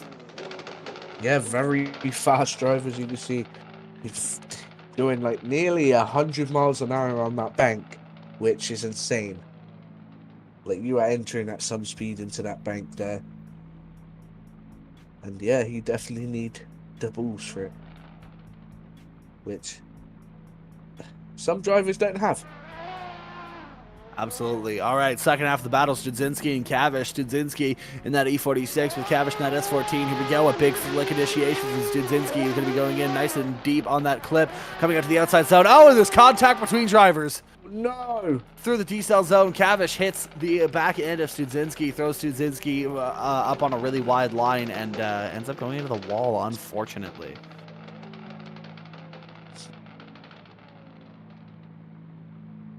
So the judges are going to be taking a look at that and seeing who gets the win there. It's going to be a very, very interesting call to see who takes that. We might have to go to a replay here to see who was at fault. Now Studzinski does the decel where the decel zone is, and it looks like the contact did happen in the decel zone. And if anything, I think Studzinski was on throttle when the contact happened. So it looks like Cavish might have just gotten a little bit overzealous and tried to get a little bit too much more than he could chew. So looks like he tried to take too big of a bite of that bacon wrapped turkey and just ended up dropping it all back on the floor.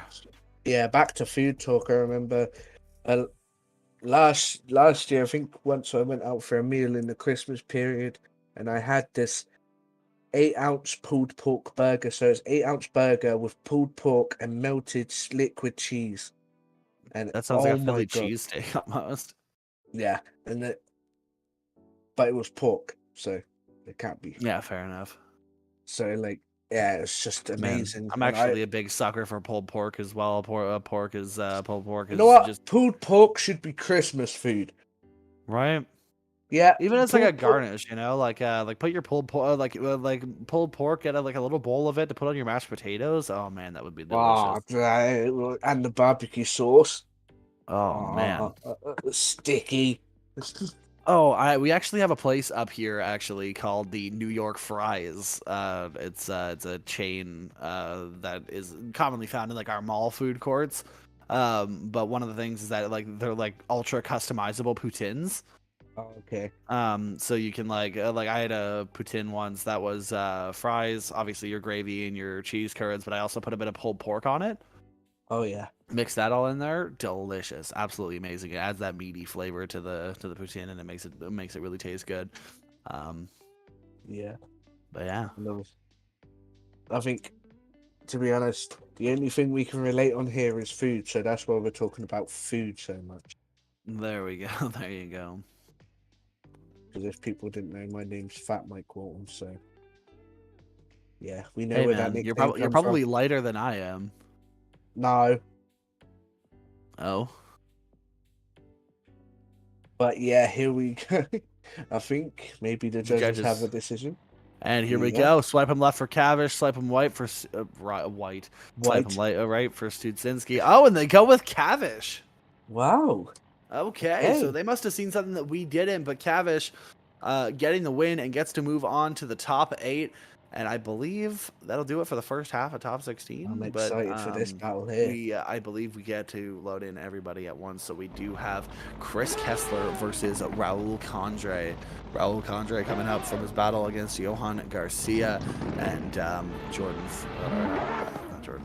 Chris Kessler having taken the win over. Who was it that he battled in the top 32? I can't remember. I cannot remember, but forget about the past. Let's talk about the present.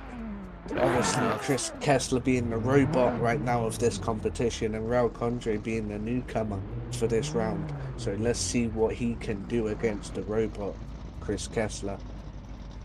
So, yeah, lights are going off. Chris Kessler in that Excellence S14 with Raul in that Get Nuts Laboratory Toyota A80 Supra.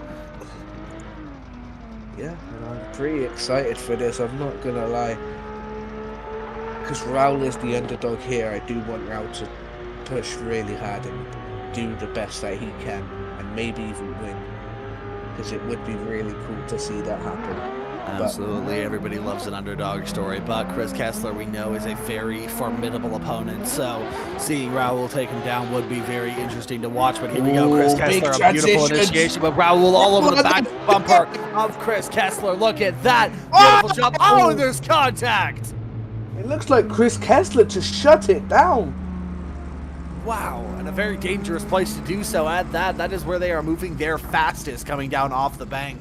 And it looks like Chris Kessler might have just shut it down, and Raul went into the side. Oh, and it looks like it's going to be a restart, actually. That's crazy. It does look like it's going to be a restart. Okay.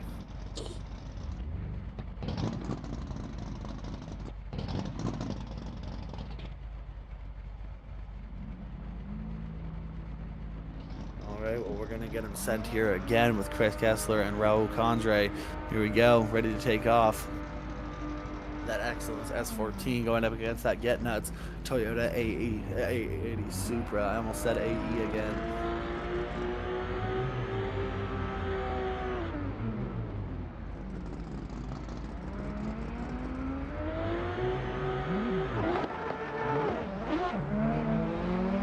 All right, here we go. Chris Kessler in the lead position with Raul Kandre in the chase position.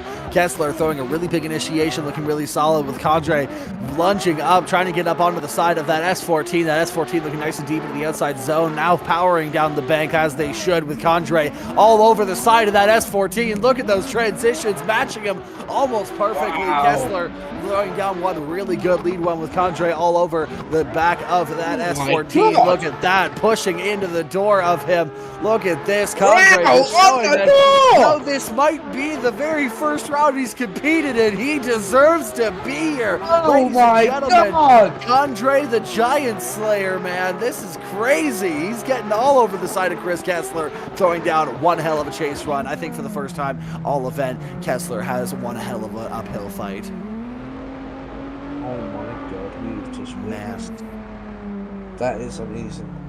It's always nice to get a new driver into the series because you get to watch them progress with every single run, and that was no different. You can tell Raul Kandre did a very good job at adapting to his opponent and trying to gain and get up onto the door, which he definitely succeeded at. So it's very interesting to see him take off here. And speaking of take off, here we go. Kandre looking really solid in the lead position here. Kessler going to be trying to follow him in. You know that Kessler knows that he's at a not at a disadvantage, but definitely has an uphill climb here. Kandre nice and deep into that outside zone, left it just a little bit early, but Kessler looking really solid on the chase position. Look at this. Kandre looking really good in the lead position. Big transition with Chris all over the side of that door, nosing into the back wheel of that A80 Supra. Kandre looking really good into the outside clip, and Chris all over the side of that Supra. Kandre dropping a tire, it looks like, but coming into this next section of the course, Kessler just putting on the aggression. He knows he's got to make up for whatever might have happened in the last run. He knows that Kessler's got to put up one hell of a fight. But here we go. Oh, what an upset. Kandre goes into the wall. Kessler dances on the grave. Oh, man, that is unfortunate for Kandre. Kandre throws it all away at the end of what was looking to be a really good run for him and what could have possibly been him taking home a win. I don't know, man, but it just sucks to see him throw it all away. Judges already coming up with a decision, and sadly enough, I think we already know what it is, and there it is. Unanimously, Chris Kessler moves on and gets the win and moves on into top 8 competition. Yeah, it's very disappointing to see it end that way, but it was a very good battle. And here we go, two of the giants here, very big giants.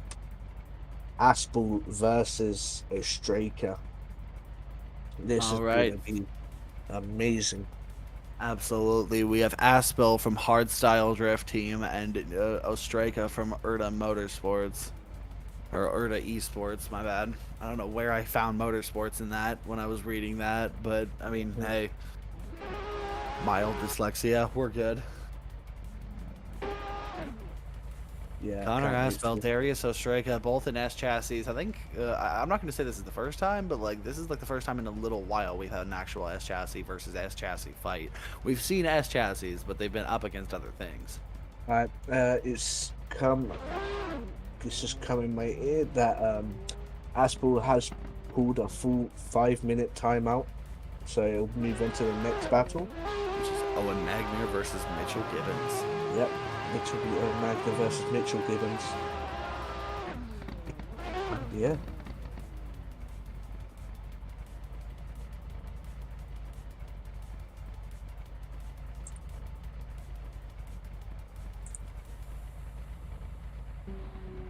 Alrighty, here we go. Owen Magner, Mitchell Gibbons. We've seen Mitchell Gibbons put down some of the best runs we've seen all day, and Owen Magner definitely one of the underdogs here, definitely throwing up some really good runs and actually getting onto the door of a lot of his battles. And obviously, I mean, if he's here, he's been winning. So Mitchell Gibbons, Sure. Owen Magner. I believe these two know each other as well, don't they? Yeah. They do. These guys are friends. They know each other, I believe, from competition as well. So, Mitchell Gibbons, Owen Magner, Gibbons. Here we go, sending him off the line. Magner in the lead, Gibbons in the chase. Here we go. Magner going to be sending it in, and oh, there's contact before the line. I believe it's going to be a restart. Maybe, Or maybe it's not going to be. We have Magner up. Okay, Magner's up on the bank with Gibbons in the chase, coming down. Look at this, nice and tight. Beautiful job coming through clip 3. Gibbons having to transition early and almost getting into the back end of Magner's car. Okay. Oh, and here we go. There's the restart we were calling it.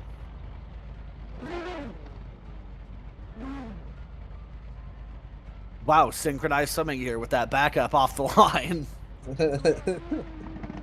Yeah. All right, here we go. Take 2, ladies and gentlemen. We have Owen Magner versus Mitchell Gibbons.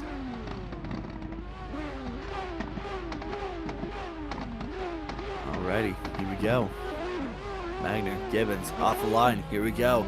Magner in the lead position, Gibbons in the chase position. That's Supra. All up in the business of Magner's S15. Magner setting it in nice and deep in that first clip, firing it up the bank. Gibbons falls back just a little bit. Magner comes into the outside zone. Gibbons with a big lunge up onto the door into clip 3. Big angle here. Gibbons. Oh! Gibbons catches the rear end of Owen Magner's car and stops his own transition.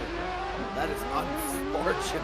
Magner just putting together the rest of his lead run. He does still have to finish it here as he comes around to the outside clip. Look at that, Gibbons. Now he's angry. He just wants to get on the door of Magner and just still prove that he's a good driver here. Getting up all into the side of that Link ECU S15. Beautiful job here. Magner coming up the side of this bank here. We see him go into the outside zone. Beautiful job. And Gibbons pushing him through the last section of the course. Man, Gibbons is not going to be happy about what just happened. Absolutely not going to be happy about what just happened for sure. So Gibbons up against Magner. We're going to see them swap it around. Yeah, it's going to be a very interesting second half of the battle. I don't know if Mclellan is going to be pushing hard or he will stay back.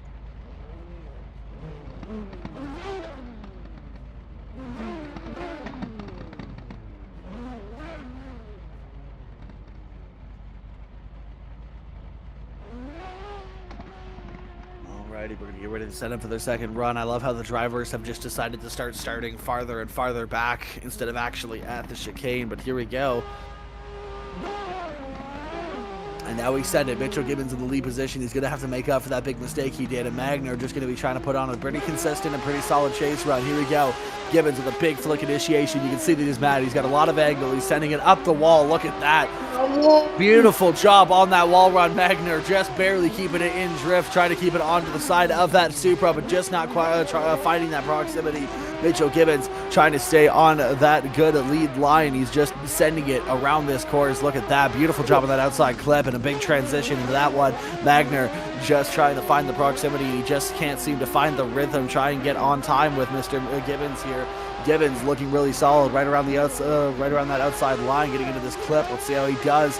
Beautiful job coming up to the second half of the bag. Magner just trying to gain that proximity. He almost finds it, but backs off a little bit with Gibbons finishing out the wrong run. Very strong. Man. I mean, I think I would have known which way this thing swayed before that contact, though. Yeah. That is unfortunate. Now we get to see the lead run again. We get to more closely examine what happened with that contact. You can see Mitchell got nice and close, was nice and deep, nice and close to Mr. Magner, but when they transitioned, Mitchell straightened up to avoid contact with him. So this is unfortunate, and we're going to have to see what the judges decide on this one. Will the judges put it on Mitch, or will the judges put it on Magner? Who knows? We will never know. Alright, so we're waiting for the call here. Looks like they are looking at replays. Mitch's lead, though, goddamn, says somebody in chat. Absolutely. Mitch's lead was very phenomenal, but we are taking a closer look at this replay. You can see, once again, Mitchell getting nice and deep up onto the door of Owen Magner. Look at this. He goes for the transition, and it looks like he hangs himself up on the rear bumper of Magner. Magner manages to salvage it and continue his run, but, man, Mitch just put himself in a bad position there. It just looks like that he just wasn't ready for it. Got too close and had to avoid contact with his friend there. Yeah, for sure.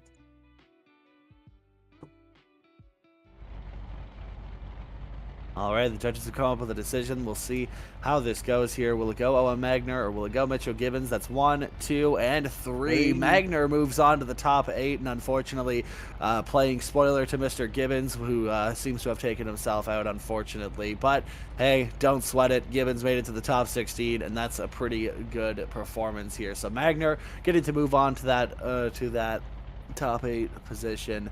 He will be happy about that. And now I believe we're going back to Aspel and Ostrega? Yes, I'm pretty sure we should be going back to Aspel and Ostrega in this battle next. So yeah, we did have Aspel calling a comp timeout, so now he should be ready to go. And here he is. Yeah, he's rolling up. He should be here.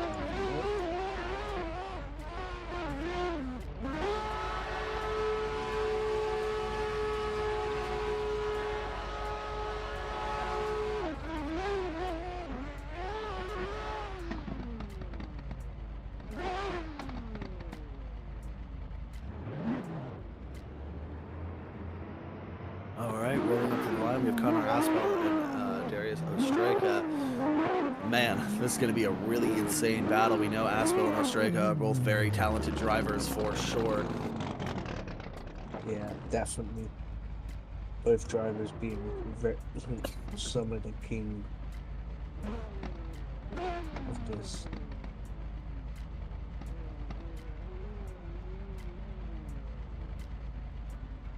All right, here we go. Judges getting ready to send them here. Connor Aspel versus Darius Ostrega. Very, very solid drivers, but here we go. Aspel, Ostrega. Aspel in the lead position with Ostrega in the chase. Here we go. A big full lick initiation from Aspel. Looking really solid. Big initiation. Look at that. Nice and deep onto the first clip. And Ostrega, whoa, big time. Oh, making a big correction. Push it in. Almost losing drift, but getting out to the outside zone. Aspel, bit of a correction coming into this next zone. Look at this big transition, slowing down those cars. Look at this, Ostrega all over the side of Aspel. Now he's angry, now he's mad, he made a mistake, and now he wants to correct that. He's getting up all over the side of Aspel. Aspel just throwing down a very phenomenal lead run. Ostrega, look at this, all over the side of Aspel. Beautiful job so far, but Ostrega losing a bit of that ground, but coming outside the zone. Look at that. Nice transitions. Onto the wall, here we go. Ostrega just pushing him through the wall. Aspel putting down a good lead line, but finishing out the run strong. Nice. Both of these guys, wow, very solid start to this battle. Yeah, very solid. Very solid from these two drivers. I think, yeah, that's one of the highlights so far right there. Of course, both from being very good drivers. And yeah. Should be moving on to the next part.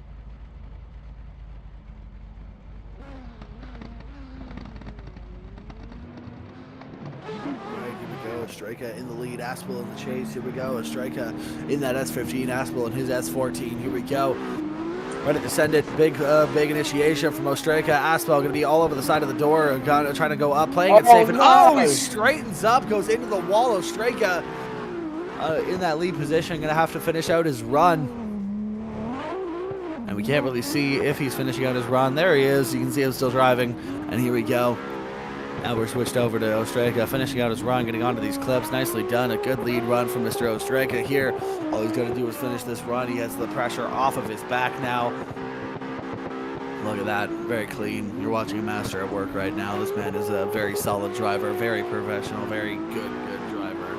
Getting up onto this bank, finishing out the run strong is Mr. Darius Ostrega. Ladies and gentlemen, give him a round of applause if you could on the stream. I don't think you can, but like obviously you can, but god damn it. Very nice battle. Can't wait to see more from these two drivers here. Obviously, we are waiting for them to go.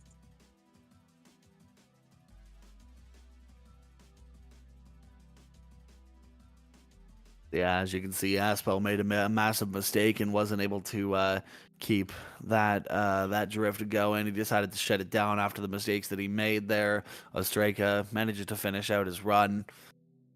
And Ostrega, once again, a very big force in nature in that chase position. He was all over the side of Mr. Aspel. We'll be taking it to the judges here in just a moment for them to confirm what I think we all already know. Yeah, I think we already know.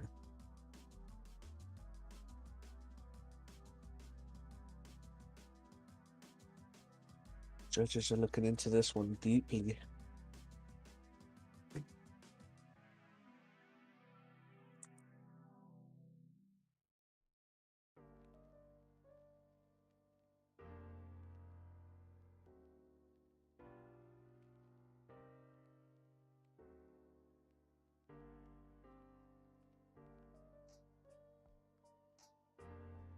Still waiting on a decision from the judges. Seeing these, man, that chase was just so impressive for Mr. Ostrega. That was crazy. Yeah, definitely. All over the side of Connor Aspel. Maybe a little bit rocky at the start, but just, man, that was crazy. So, Alex, taking the holidays out of the equation, what is your like favorite food just to munch on?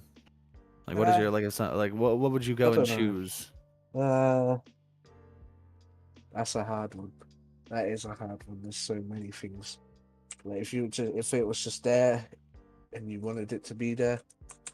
To be honest, mine's a bit weird, but I would say like some probably Ritz crackers. Huh. Interesting choice. Yeah, probably. I would Ritz say for me, I'm a big olive guy. Oh yeah. Love me some olives. I mean, half the time if I feel snacky, I'll grab some olives from the grocery store. I'll crack open the bottle, drain the juice, dump the olives in a bowl, and munch those for lunch. Yeah, that's probably Love it. me some olives. I don't really personally. I hate olives, but yeah, it's very much an acquired taste. Yeah, of course. But yeah, just really don't. I've never really tried them properly, olives, but yeah, no. I don't think Certified Dienda conversation. Thank you very much. I try. Oh wait, I forgot. I have to throw in an O doctor there somewhere. Hold on. O doctor.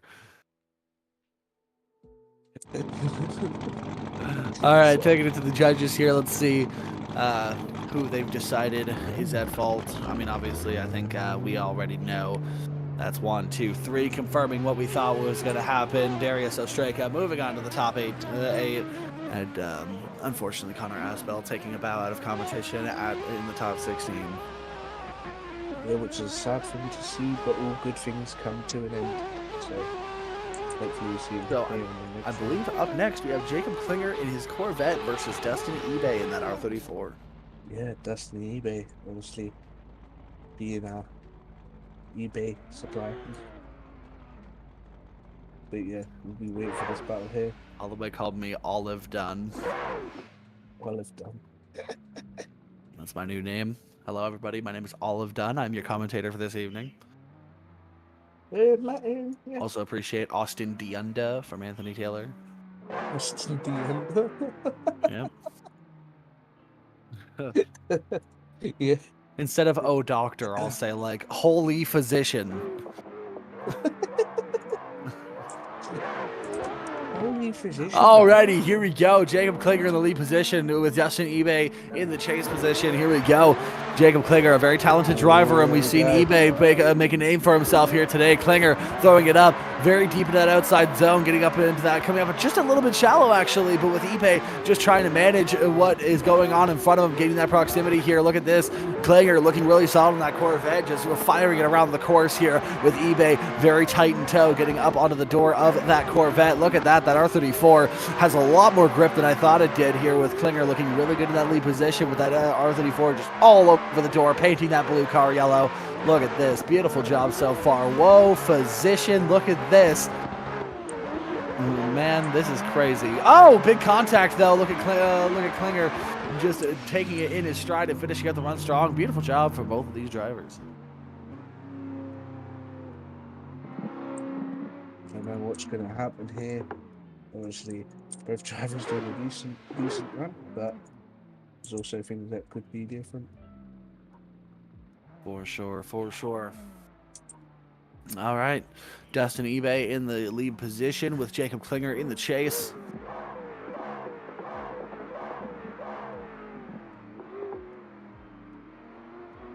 All right, the lights go red, the lights go green, and here we go.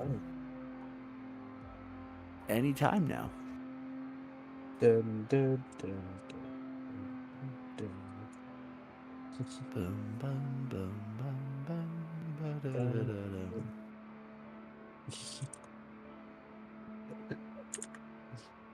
I feel like we do that way too much.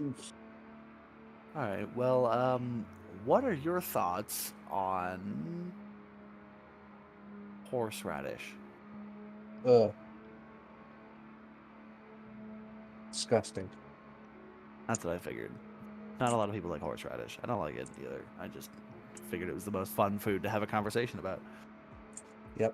Out of everything you could Like, seriously, who invented it? Like, yeah. who invented horseradish? Like, somebody tell me in chat. Who invented horseradish, and, like, can we find them? Probably not. Well, they invented in, like, 1782 or something. Like, Sir Roberto Menigmorphus in the 17th. Yeah, probably something like that. I'm not gonna lie. But we are waiting for them to still meet. Whatever they Still waiting for the second half of this battle. Come on, judges. Come on now. eBay versus Klinger. We're still waiting on the second half of this battle. Have you ever tried liver? Like pig liver or cow liver? No. Really? Oh, here we go. All right, we can stop talking about food. Justin eBay in the lead position, Jacob Klinger in the chase position. That Corvette actually getting a bit of a gap pulled on him here, but eBay looking really solid on the outside zone, and Klinger already up to the side of that R34, but actually leaving a bit of a gap now, coming around the bank, but making that proximity back here with eBay looking really solid on that outside clip. Beautiful job, and Klinger, catches the back end of Justin eBay's car, with Klinger just getting a little bit too aggressive and over-rotating. Oh no, Klinger's composure is starting to fall apart here, with Justin eBay just still putting down a very solid lead run, with Klinger just trying to get on the back end of that R34, and it seems like he's just about to start finding it again here. Big transition, nice and snappy, nice and early, keep that proximity up. Transition, getting onto the door of that R34, but actually on a little bit lower of a line, a bit mid-line here, but looking pretty solid and finishing out the run strong with a bit of contact are both of these drivers. It's a very different type of battle here. Obviously, these two drivers being sort of underdogs here, you could say. For sure, and you can see on these replays, you can see the difference between the two runs, and especially that contact between Klinger and eBay in the Klinger's chase. It's definitely going to be a very, very interesting call, a very interesting battle. And while we wait for that call to happen, what is your go-to snack? Like, if you're like, you want to buy some junk food at the gas station, like, what's your go-to snack, Alex? Are you a salty snack? Are you a sweet snack kind of guy? Like, what are you going for? I'd say Ritz crackers again. Yeah, I don't think you can get Ritz crackers at a gas station. You can. Really? Yeah. Must not be where I live. For me, I'm a salty snack guy. My favorite is to grab like one of those like Philadelphia dips and the regular ruffled chips and have some chip and dip action. Yeah, that sounds good actually. Yeah. Sometimes if I want to mix it up, I'll get tortilla chips and get some like Tostitos queso dip. That stuff is delicious. Got a bit of a kick to it, but delicious nonetheless. The stuff is really nice. I ain't gonna hold you. Absolutely. All right, here we go. We have a decision in the house here from the judges. So swipe him left for Klinger, swipe him right for eBay. And that's 1-2. That's a split decision, but it's to the majority. Dustin eBay gets the win and will round out our top 8. So before we move on to our commercials here, Alex, why don't you read out who's in our top 8? I think we go straight to top 8. We do go straight to the next battle. But we do. Top 8 is Taylor versus Holloway, Fry versus Cavish, Kessler versus Ostraker, Magna versus eBay. So this is going to be a very good top 8 here. Going to see some very good battles. The two robots, Kessler and Ostraker, against each other, which is going to be very exciting. But first, here we got Taylor versus Holloway. Two excellent team members, two very, very talented drivers. Anthony Taylor also being the one to take out Adam Zalevski himself in his last battle. So this is definitely going to be interesting. For sure, 100%. I think this is going to be a very interesting battle for these drivers, and going to be waiting for this to kick off. All right, Anthony Taylor and William Holloway, both very talented drivers. We're going to get ready to send them here. That Toyota Corolla versus that Mazda MX-5. A very interesting battle to kick off our top 8. I'm surprised you haven't started screaming "Old Doctor" yet. No. It's Whoa Physician now. Oh, Doctor. Whoa Physician, look at this. Alrighty, Anthony Taylor in the lead position with William Holloway in the chase in that MX-5 following that Toyota Corolla. Alright, this is going to be a really interesting battle. Here we go, a big flick from Anthony Taylor, but looking really solid, getting up to the wall with William Holloway a little bit rocky in the chase position, almost going straight there, but getting onto the door of that Toyota Corolla. Big transition, nice and committed, nice and wide here, looking really solid with William Holloway in the chase position, all over the door of that Corolla now. Look at that, pushing him through this track, that Corolla. Big angle from Anthony Taylor, but pushing it up to that outside zone. Look at that. Rubbing the door, though, is William Holloway. That MX-5 has a lot of grip dialed into it. It's a lot of grip for such a little car. But look at this. Anthony Taylor looking beautiful, getting up onto the wall with William Holloway, nosing in, reeling him in, backing off just a little bit so he doesn't hit him, but finishing out the run strong for a beautiful start to our top 8. Very nice. Very nice there from both of the drivers. Oh, Doctor. Whoa, Doctor, look at this. We'll be swapping them around, obviously. Alrighty, here we go. Second half of the battle. This will determine who is our first driver that'll be moving into our top 4. Here we go. William Holloway now in the lead position with Anthony Taylor in the chase. That MX-5 a little bit notoriously hard to chase, but here we go, looking really solid in that first outside clip, pushing it up the bank. William Holloway nice and committed into that outside zone. Anthony Taylor all over the side, and what little side it has, he's all over it. Here we go. William Holloway, nice big angle for that transition. Anthony falling off just a little bit, managing to make it back here with Holloway throwing a big angle into this Monchi section. Look at this big angle through that section too, coming out to this outside clip. Anthony just trying to find the proximity, but it looks like he's just falling back just a little bit. That MX-5 gaining a lot of speed, angling up quite hard there. That might actually be a bit of a fault on Holloway, with Anthony Taylor falling back, but now reeling him in as they go around the end of the bank and finishing out the run. Very strong for our first battle of our Great 8 here. Beautiful, beautiful job from both of these drivers. Very, very solid. Absolutely amazing.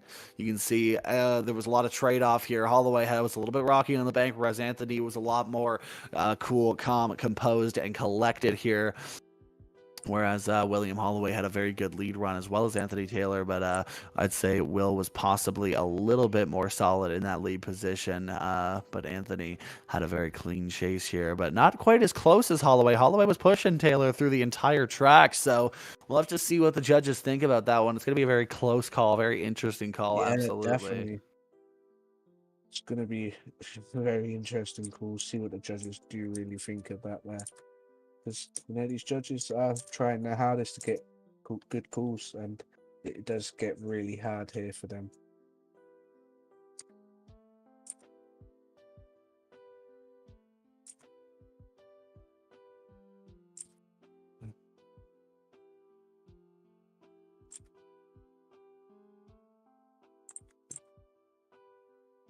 Yeah, the judges are probably definitely looking at a lot of these replays. I think the one big point of contention is going to be Holloway's angle up coming out of this corner here. You can see on that right screen, Holloway angles up a little bit coming around this corner, and it kind of chokes Anthony out here. So it's definitely going to be a point of contention for these judges to be looking at.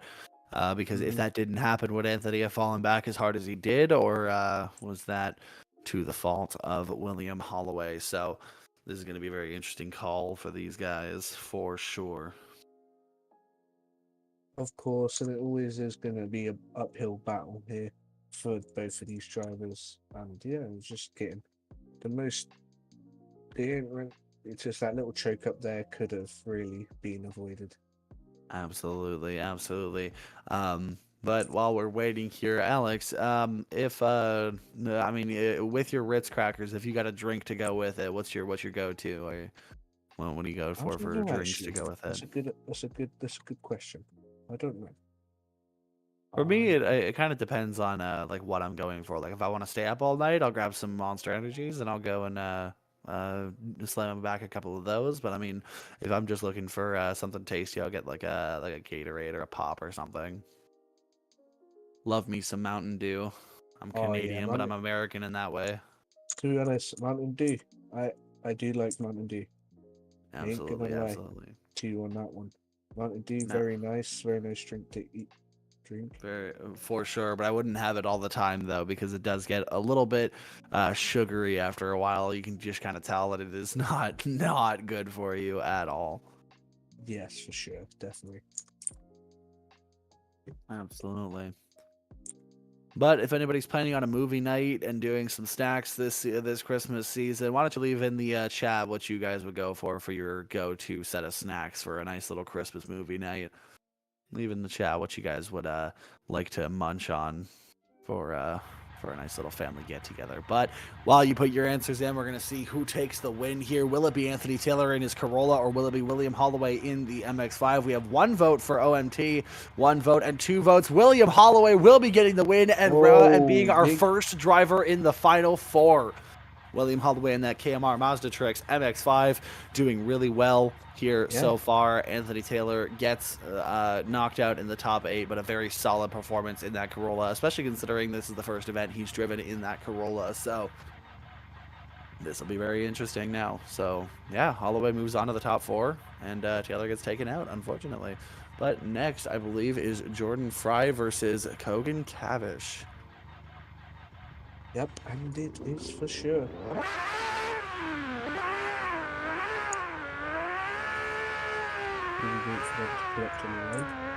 Jones says chicken wings. That's a very solid choice for a movie night snack. Maybe a little bit too much effort to be considered a snack, but I mean, that's a different conversation. Chicken wings is a good choice. That is full on of Russell Jones spec snack there. Absolutely. Now, hold on. What kind of chicken wings, though? Are we talking like honey garlic? Are we talking buffalo? Or are we talking like a nice little like spicy? Or are we going for like a breaded chicken? Like that's my question, Russell.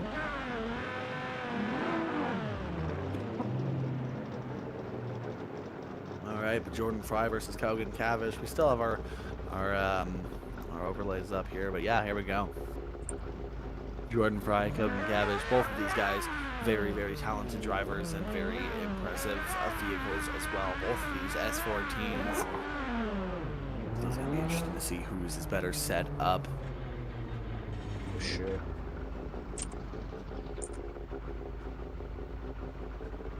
here we go. Russell says Frank's Red Hot. Traditional, always. Absolutely, I put that on everything.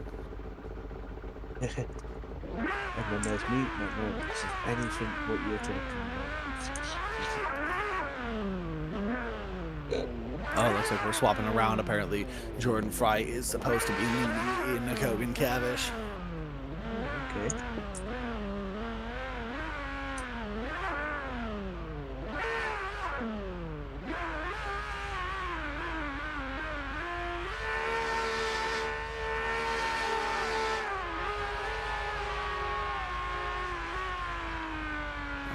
Here we go, Cavish versus Fry.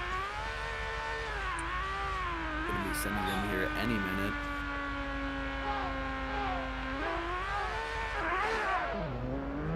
All right, here we go. Jordan Fry versus Cote and Cavish. Fry versus Cavish. Here we go. Fry sending it in for a big initiation. Look at that, big and wide on that outside clip with Cavish all over the side of Fry. Look at this, nice and lunging in, getting up on the door. Oh, and they're calling a restart. Oh, that one. Holloway yells chicken wings. King N4 also says chicken wings.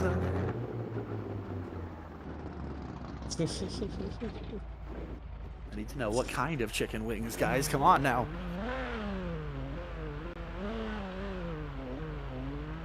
All right, here we go. Jordan Fry, Cavish, Cote and Cavish. They are going up against each other. We had to restart that last battle. I'm not sure why, but gonna do it anyways. Here we go. Fry versus Cavish. Fry in the lead, Cavish in the chase. Here we go. Ready to send it in. A big initiation here from Jordan Fry, looking really deep on that outside clip with Cavish all over the side of him, lunging up, getting up onto the door of Jordan Fry, with Fry pulling away just a little bit with Cavish, trying to gain that proximity here into clip 3. Look at this beautiful job through the outside zone. Beautiful job so far here with Cavish getting all over the door of Mr. Fry. Fry putting down a really good, a tremendous lead run here so far with Cavish. Ooh, Cavish falling back just a little bit there, trying to gain the proximity back, get it back up onto the door, but Fry just running away with it. That's the thing with these similar chassis. You let one mistake go, and then you start losing your ground. Oh, and Cavish makes a big mistake there. Whoa, physician, look at this. With Cavish making a bit of a hiccup, a nice little mistake there. And going straight almost into the second bank run. Yeah, which isn't the ideal thing to do. We have somebody saying, I don't know what's going on, but I agree with the chicken wings. I too agree with the chicken wings, but I'm going to say one thing, though. I'm gonna be a bit controversial here. I think I prefer tenders. Oh, boy. Oh, whatever it is, guys. The long track says Far X. Yeah, it's quite a big, long one, but that's the benefit of the sim. You don't exactly have to adhere to tire wear and everything the same way as they do in real life, because here we get to have optimal temperatures, which means that the tires don't wear out as fast. But here we go.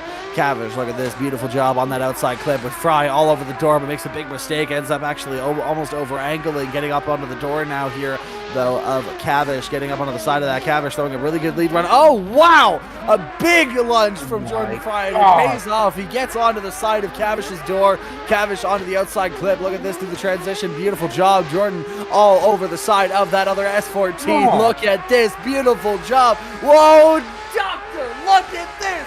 This is manual drifting. SVDS. Oh my God. Holy crap, Jordan falls off just a little bit, but coming up in the outside zone, he's pushing it. He's trying to gain that proximity, reeling him in like a fish on a line. Look at this. Beautiful job. Holy crap, I cannot believe I just screamed, whoa, doctor, unironically. I am so sorry.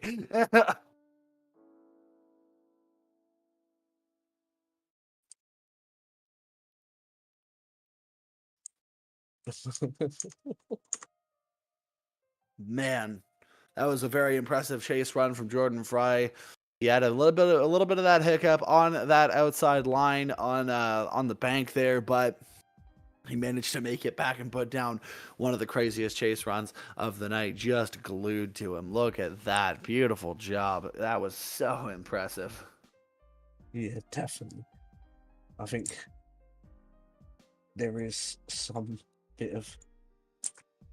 That was just amazing. I can't believe that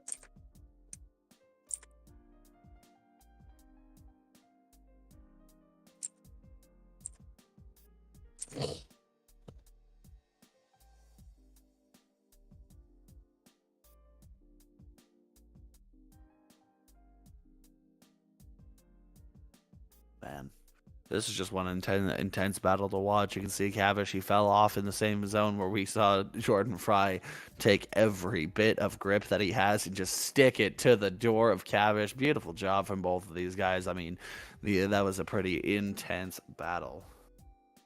Yeah, for sure, for sure. Ladies and gentlemen, this is a drift competition, not a drive-through, please. Thank you. Can I order? Guys, the food machine is broken. We can't make you any food right now, but we will still take your money. Just like real McDonald's, huh? Absolutely. Unfortunately, the ice cream machine, the chicken wings machine is broken, as well as the number 2 and number 5 machine are broken. Yes, we have a machine specifically for those 2 orders. And yeah, we don't have any drinks in the house because, I don't know, we just don't. Sorry, I drank them all. The ice cream machine, unfortunately, is not working. If you were listening, the ice cream machine does not work. The ice cream machine does not work. I swear to God.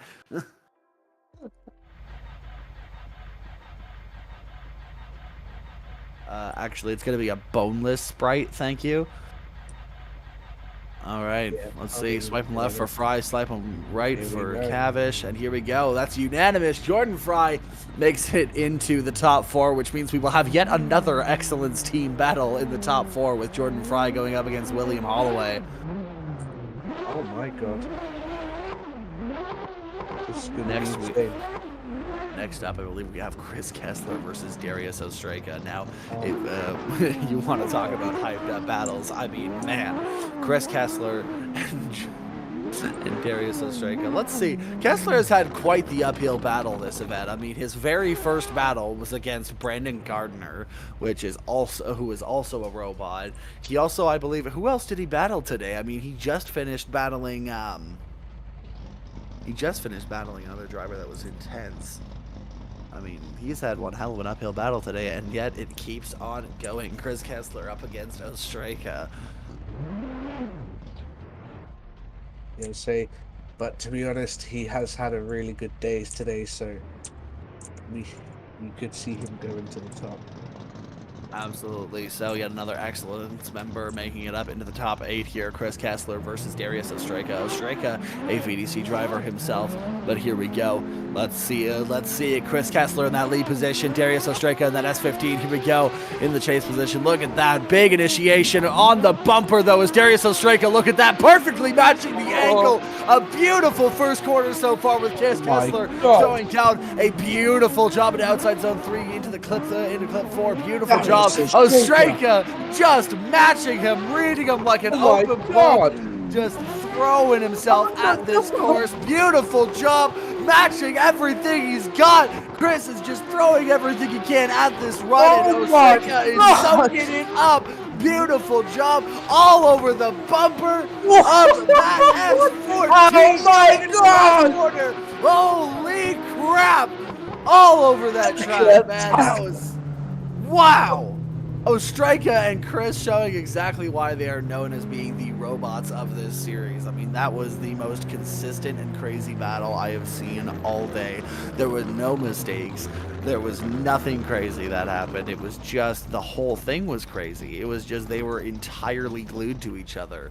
Like, we may not have performance-enhancing drugs, but we may be gluing our cars together, just saying.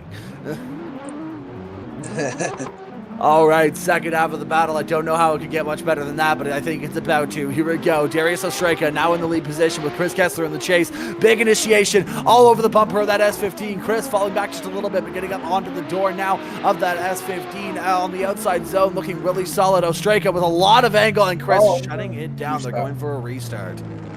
Another one. Another one.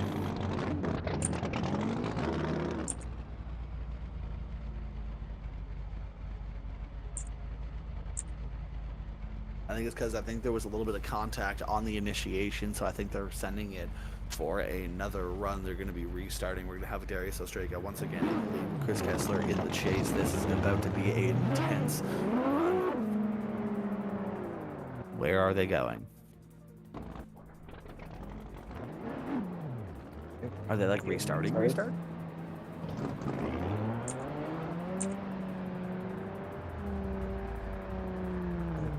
out because they probably have no tyres left since it's the second round.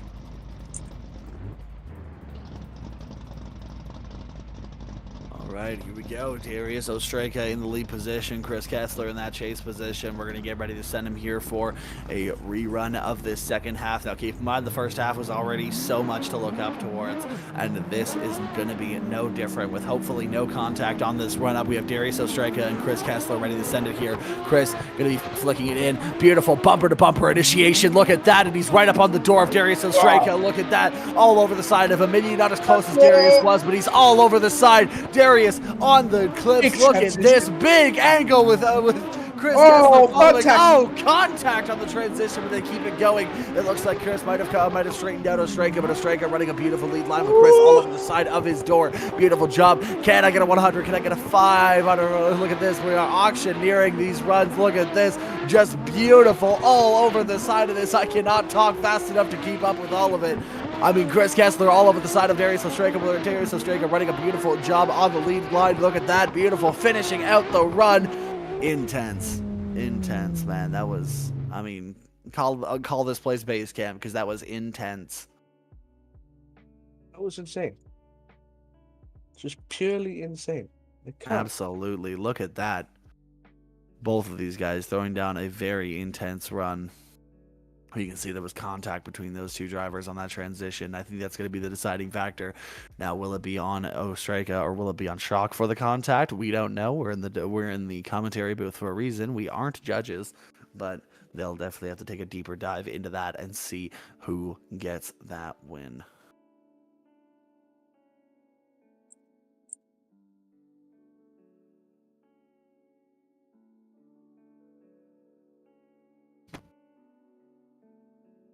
Oh, man. Insane. I don't know what to say, honestly. You know what? I think I got to work all this energy off and go play some tennis. Yeah. That's perfect. Literally do that. Yeah. We'll play some tennis. We should go play some tennis at I don't even know how to pronounce it. Got to be a bad thing that I can't pronounce the sponsor name. But yeah, I think I'm going to go play some tennis at Spelthorne Tennis Center. Yeah, for sure. I think we should all go have a party at Spelthorne Tennis Center. Absolutely. Spelthorne being a beautiful sponsor of the series. Let's go play some tennis, work off all this extra energy. Ladies and gentlemen, we are still waiting on a decision from the judges. They're looking over the contact to see whose fault it was. Yep. And I think that's going to be the only deciding factor, because otherwise this battle was too close to call.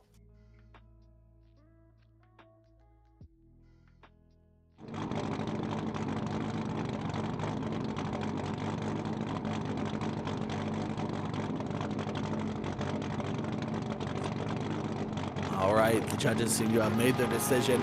We have 1 vote, 2 vote, 3 vote for Ostraka. Unfortunately, this is the end of Chris Kessler's run. He's going out in the top 8. I think the contact they did decide was on him. So Darius Ostraka gets the win and moves on to our top 4, going to be the 3rd driver of our top 4. So now we have Mr. Owen Magner versus Dustin eBay. This is going to be a very interesting battle. Owen Magner, Dustin eBay, both of these guys supremely good drivers, and definitely showing that they are very talented and able to make a run happen. So here we go.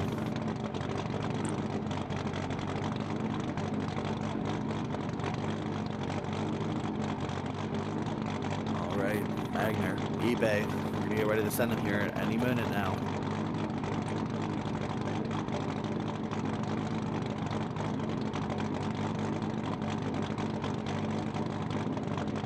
Here we go, ladies and gentlemen. Magner, eBay, any minute now, judges. Please, let's just, for the love of God, send the battle for Christ's sake. We all want to make it home for Christmas. Let's go. Who's moist? Magner, eBay. I want to go eat my bacon wrapped turkey. Let's go.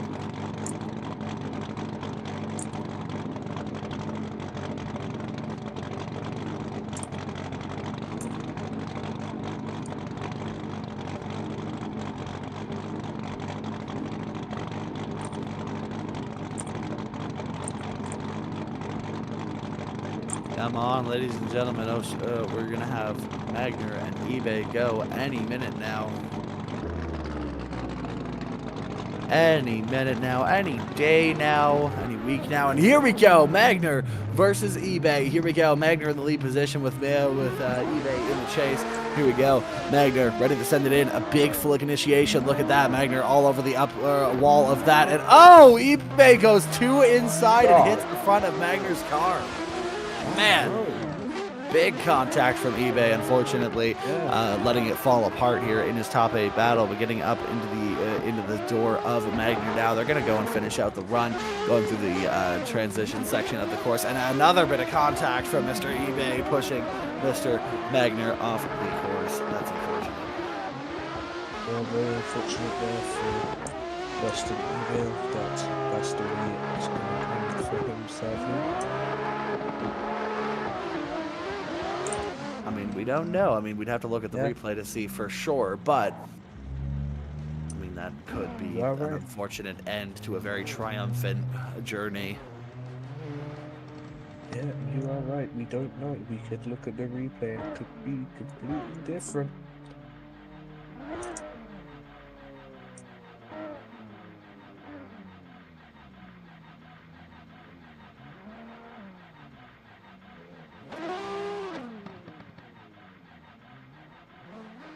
All right, second half of the battle, we have Dustin eBay, Owen Magner, ready to send it for the second half of the battle. eBay's got to pull something out of the bag here to see if he can still take it home. Magner's going to have to make a big mistake here, but here we go.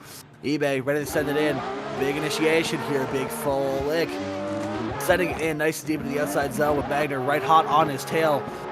eBay though, setting it, getting nice and deep, nice and far away from Magner, pulling a gap on him. Big transition into this next clipping point with Magner hot on the tail of eBay, trying to find that proximity, but eBay is going so fast around this track. Nice and good into that touch and go.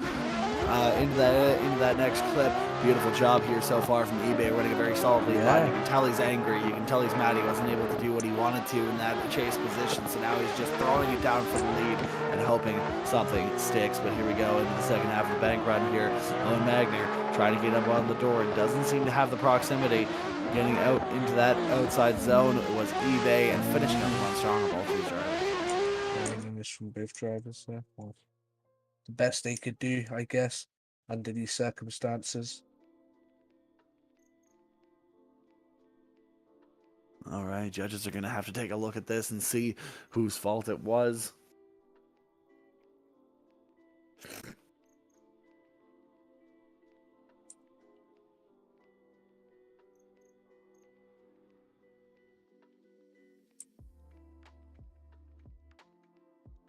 Yeah, it just looks like Dustin eBay decided to, well, not decided to, but he got into the corner and just understeered, almost went straight, had to handbrake to get the car back rotated, and by the time he did, it was just a little bit too late. Yeah, very late there from Dustin eBay. But you live and you learn, I guess. Absolutely. All right, judges have come to a decision. Who's going to get the win here and move on into the round out the top 30 or round out the top 4. Here we go. Owen Magner gets the win, but only by a split decision. That is actually pretty close for a battle like that. But that means that Owen Magner is going to be rounding out our top 4, and he's going to be going up against Darius Ostraka. He has definitely got an uphill battle, but moving into our final 4, our very first battle, once again, another Excellence teammate battle. We have William Holloway versus Jordan Fry, who will move on into our finals tonight. Yeah, ladies and gentlemen, I do want to thank you guys for all tuning in and sticking with us today throughout the entire weekend. And we are getting towards the end here, and we're going to see some of our most exciting battles of the day. So we're going to see William Holloway and Jordan Fry go at it head-to-head, teammate to teammate, car to car, rotary to, I'm guessing to Jay.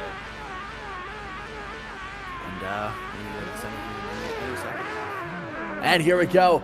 William Holloway in that KMR Master Tricks MX-5 and Jordan Fry in that Excellence S14 ready to send it in. A big initiation from William Holloway, a big full lick onto that first outside zone with Jordan Fry lunging up to try and get that proximity with William Holloway working his way up into the bank, getting into that outside zone just a tad bit late with Jordan Fry all over the side of that MX-5. That MX-5 throwing big angle coming into this outside clip with Jordan Fry all over the side of it, trying to get up onto the side of that MX-5. Look at that big proximity from Jordan Fry, just trying to get it. It might have been a little bit of contact there with William Holloway doing a big transition with Jordan Fry, falling off just a little bit, trying to find the proximity once again, pedaling the car to try and gain the grip, but that MX-5 just sending it. Big transition here into this next section of the course, and now coming up into the bank. How will they fare? William Holloway getting up onto the outside zone with Jordan Fry just pushing all over that MX-5. Beautiful first run of our Final Four. That was amazing there from both drivers. Wow.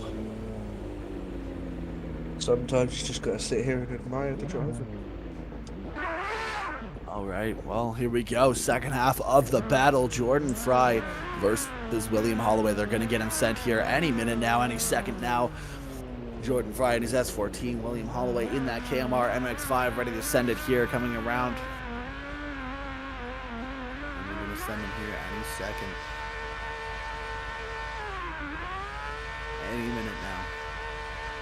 You're ruining the hype, judges. Come on now. Oh man. All right, here we go. Jordan Fry, the lead position in his Excellence S14 with William Holloway following very closely behind in that KMR Master Tricks MX-5. Big initiation here from Jordan Fry with KO. Oh, Will goes into the back bumper of Jordan Fry. Oh, it's a big upset here. Oh, what? no. Big contact between the MX-5 and that S14. Man, who is that going to go on the fault of that? Oh, man, that is going to be insane. That is going to be interesting to watch. We're going to have to look back at the replay and see whose fault that was. Man, big upset from William Holloway and Jordan Fry. We'll have to see what the judges think about that one. I mean, you can see Fry still going for the rest of his lead run, but that was a massive upset. And the judges are going to have a big job to do to see who was at fault for that contact. I mean, from here, it looked like it might have just been Holloway getting too aggressive, but they might see something different than we do. I mean, look at this. You can see Holloway lunges in for a transition, and it just looks like Jordan wasn't where he thought he was.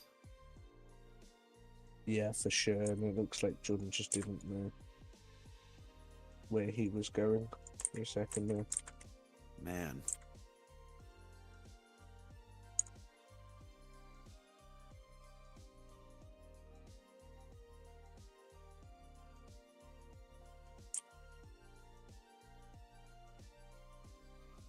That is really unfortunate due to the fact that the first run was such a banger of a run. You can see William Holloway throwing down a really good run with Jordan Fry in the chase, just putting down a really nice, consistent chase run, getting nice and close. Maybe delaying his transition a little bit too much there and falling off, but he managed to find the proximity once again with William Holloway just pulling away in that MX-5. I mean, this could have been a really good battle for Mr. Holloway, but it just doesn't seem to be to have been put together for the chase run. I mean, we'll have to see what the judges think about that, but man. Pretty insane for these drivers. Absolutely. Very nice battles today. You know, we might be talking about eating bacon wrapped turkey, but I mean, this is pure just like engines that eat ethanol all over the track. They are just sending it so fast around that first corner. Yes, for sure, for sure. Alex O'Hara very clearly distracted away from his post here. Try to type at something. His mechanical keyboard going out all over the stream. My man is just, he's writing out a grocery list because he wants a bacon wrapped turkey as well. Just sorting some things out. Absolutely.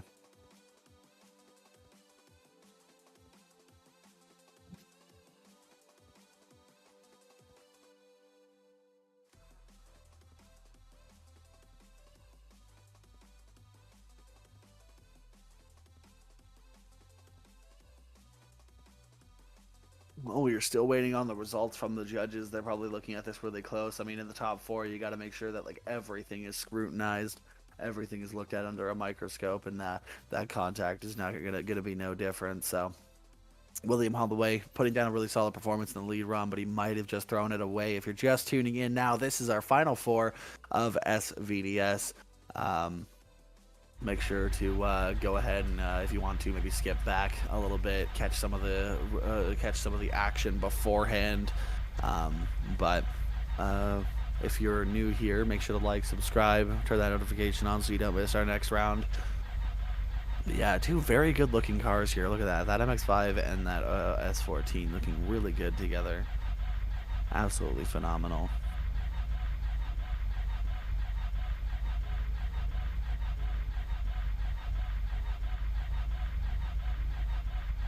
Yeah, sad to see a bit of contact where that happened in the battle, but yeah, it is what it is.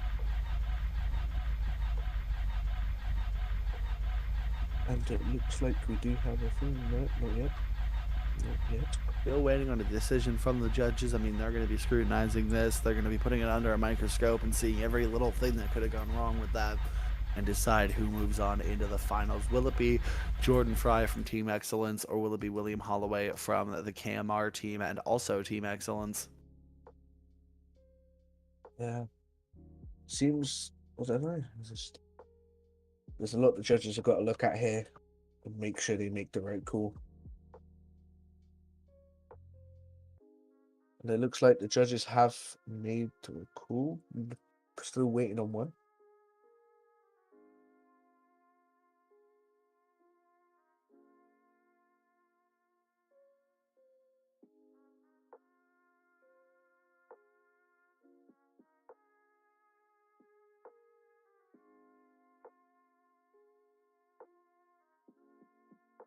Man, just watching this replay, it was a very solid run, and here we go. We finally have a decision from the judges. Swipe him left for William Holloway and swipe him right for Jordan Fry. That's a majority, and that is unanimous. Jordan Fry will be getting the win and moving on to the finals. Unfortunately, William did make a massive mistake, and unfortunately, it will not be making it into the finals with that MX-5.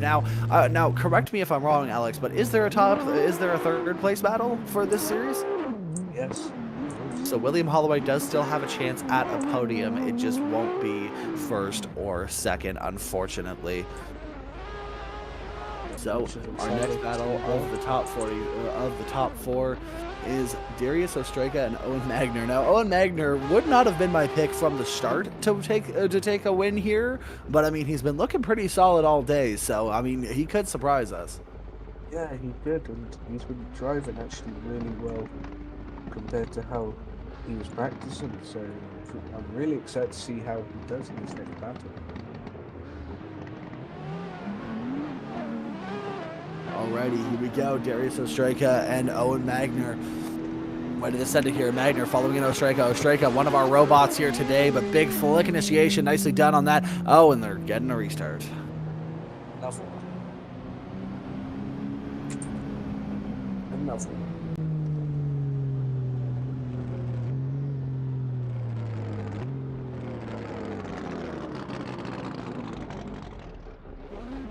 Yeah, I say there obviously is going to be a lot of restarts here. As they're trying to get as fair battles as possible, but sometimes it just isn't possible.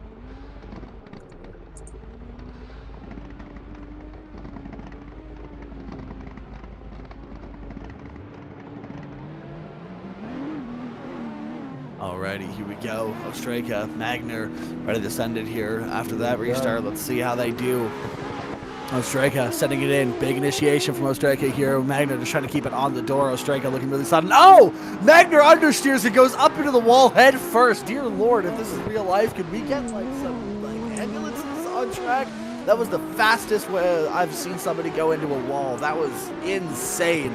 Ostrega gonna be Ostrega going to be finishing out his lead run because he does have to still to keep the advantage, but Magner having understeered and gone directly into the wall nose first, absolutely obliterating the front end of his vehicle. Man, that was intense. Not exactly what Magner was hoping for, but it happens. For sure, for sure. So that's going to put Magner at a massive disadvantage going into this battle. Ostrega now having a massive advantage going into the second half of this battle. Magner now going to be in the lead with Ostrega in the chase position.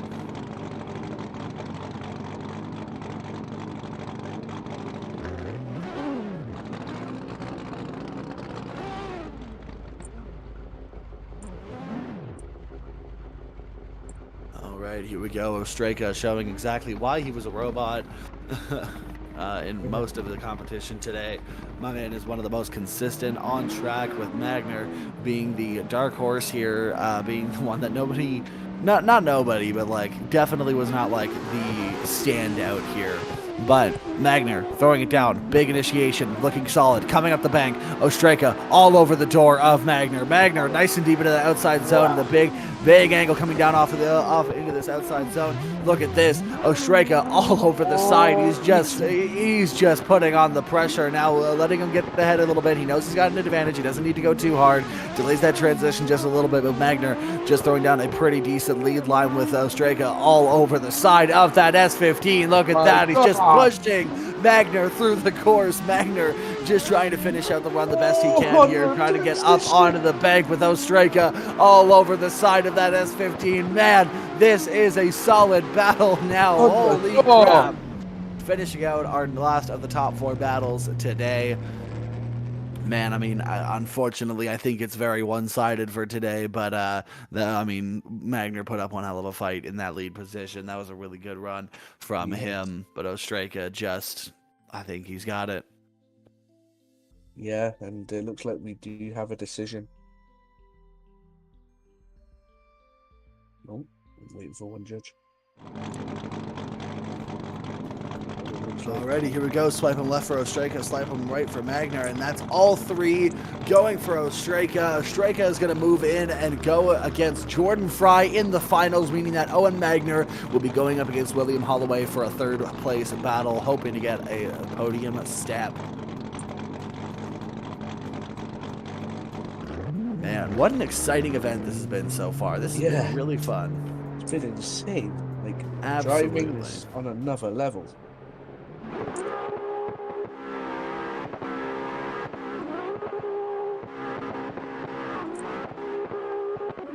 Alright, here we go. Our 3rd place battle. William Holloway in that KMR Mazda Trix MX-5 and Owen Magner in his S15. Beautiful vehicles here. Absolutely solid, and getting ready to send it here at man, Driftland, man. This has been a really crazy course to watch these drivers go around. Yeah, for sure. And I think it's going to be even crazier in real life when it is done. Absolutely. Alright, well, here we go. The 3rd place battle. William Holloway and Owen Magner.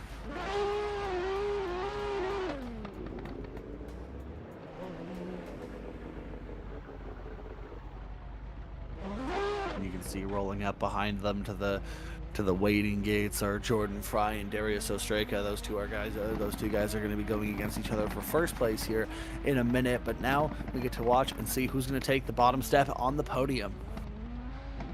Here we go. William Holloway, Owen Magner. All right, here we go. SVDS, let's send it. Driftland UK. Who's going to take that bottom step on the podium? William Holloway in that KMR MX-5 with that Link ECU S15 of Owen Magner following very closely behind. William running a beautiful line up top. Oh, but he hits the wall and loses drift. Manages to finish out, and hits it again. Gets out into this next outside zone with Owen Magner just trying to keep a proximity, try and keep a decent chase going on, but with William Holloway making those mistakes, it's kind of hard to keep it going. But Holloway finishing that next Mondry section, coming into this outside clip with Magner just trying to keep it on the door of that MX-5. The MX-5 now going to have a very big uphill to climb here, coming into the second half of this bank here.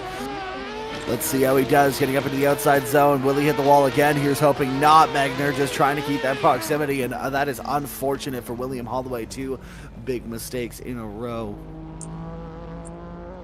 Yeah, very sad there for William Holloway, but that's unfortunate. Now, if Magner can just put together a solid lead run, he might have a big advantage going into the judging process here.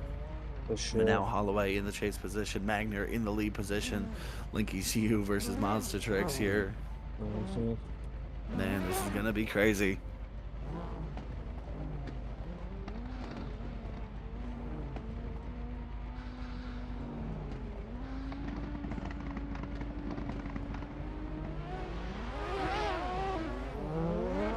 Alrighty, here we go. Magner in the lead position with William Holloway in the chase position. Holloway, you can tell, is not going to be angry by already being aggressive on the run-up here. Look at that, big into the first clip. Magner just trying to run a decent line with William Holloway going crazy, trying to get up onto the door with Magner, just trying to keep it. Oh, and we're getting a restart because somebody hit each other on the run-up. We love to see it all the way here in the finals, you know? You'd think we'd learn how to stop doing that by now, but yeah. Yep, you'd think drivers would learn, but apparently not. Apparently not. Alrighty, here we go. Once more for the second half of the battle. Owen Magner in that lead position, Holloway in the chase, and we're doing it again, ladies and gentlemen. You can see William Holloway already tapping the rear bumper of Magner coming into the back end of that S15. He's getting all over the side of Owen Magner. Magner coming down in the clip 3. Now William Holloway just trying to keep that angle, and another bit of contact there, it looked like, from William Holloway, just getting a lot aggressive on the door of Mr. Magner. Magner coming into the outside clip. Now William Holloway getting right up on the side of that S15, just pushing, trying to get up onto him. Look at the grip that MX-5 produces, getting up on the side of that S15, but actually losing a little bit of that distance there with Magner just throwing down a really nice lead run, looking pretty good, coming up onto the bank. Absolutely beautiful job. Nice and deep into the outside zone with Holloway just following nice and close behind, getting close at the end, finishing up the run, but I think it was just too little too late for those drivers.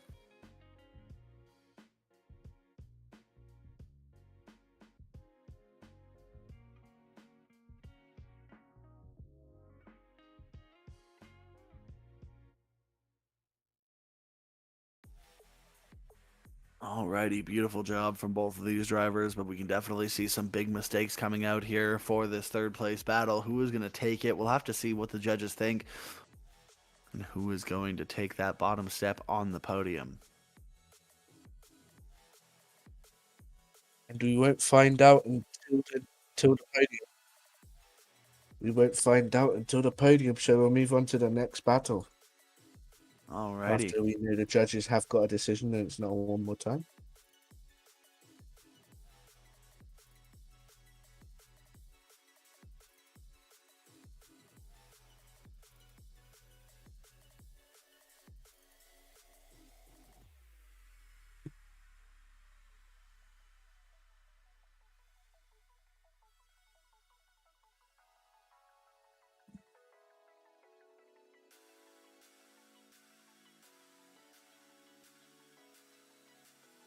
This battle was very, very crazy to watch. William Holloway just not quite getting the best runs that he could with those with the contact on the wall, and you can see he was very angry about it in his chase run, trying to be as aggressive as possible. But once we have a decision from the judges, we aren't going to be saying it.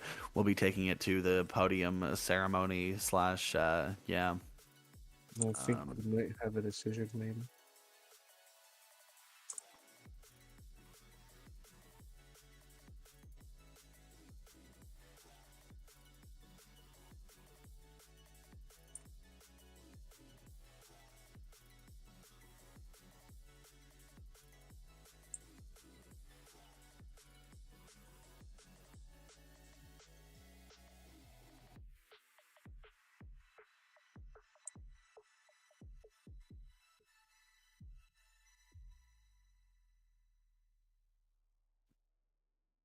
Well, the judge is still deciding on what's going on. I mean, very clear zeros from William Holloway in the lead, unfortunately. With Owen Magner managing to complete his run.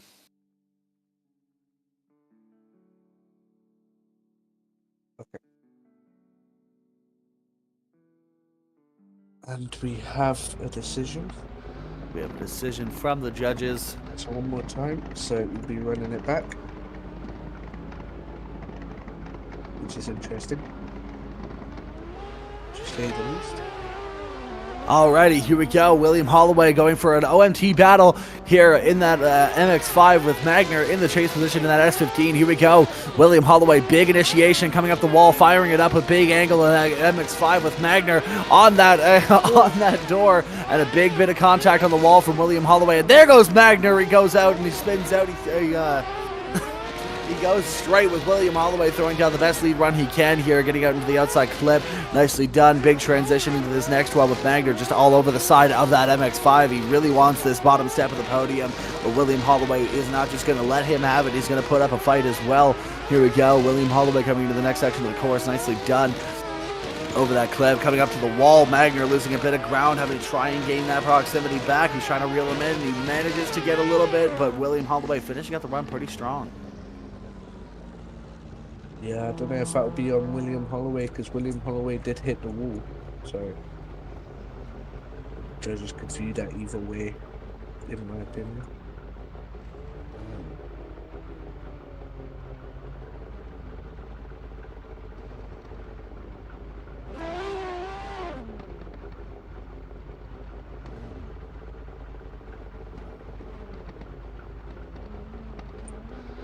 Alrighty, here, second half of the battle. William Holloway in the chase position now with Owen Magner up front. Here we go. Magner in the lead position with William Holloway in the chase position. Here we go. Big flick initiation from Owen Magner. William Holloway trying to get up onto the door. He manages to find a bit of that proximity going around the wall. Now he's going to be nosing in, trying to get up to the side of that S15. And oh! Big contact as it looks like Magner might have slowed down, but William, not fazed by it, still gets up onto the side of Owen Magner's S15. Big into that outside clip with William just trying to put it on the side of this S15. And the S15, this Link ECU car, looking really solid coming around that. William Holloway making a bit of a correction here, but coming into the next section of the course, S15 versus MX5. This MX5 just trying to get onto the side of this car and gaining that proximity, pushing him to the last corner of the course and finishing out the run strong are both of these guys. Yeah. Good battle between these two. Bit of contact here and there, but I'm sure the judges will penalise them and make it known to the drivers. And yeah, we'll see the result of this battle on the podium.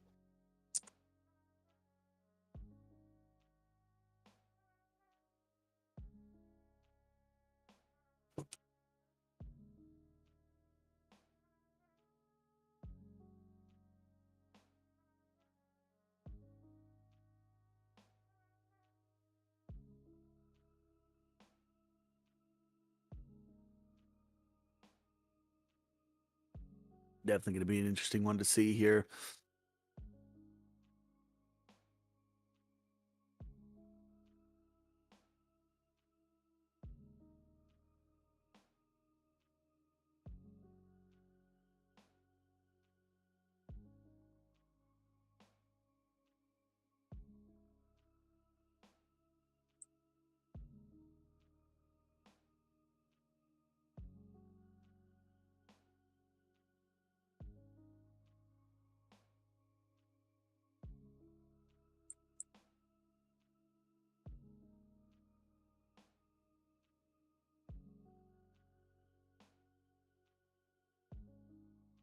Alrighty, here we go.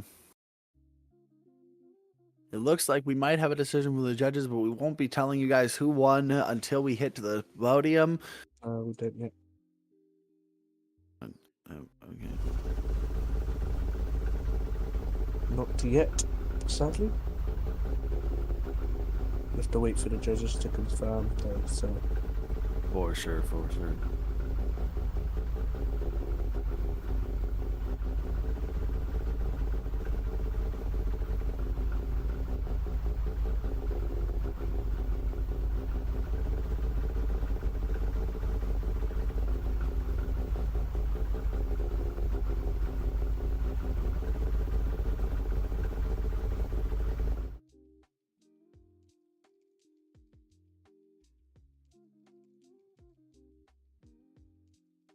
Still waiting on the result for this battle to move on to the very last battle of tonight, our final battle, which will be Darius Ostrega versus Jordan Fry.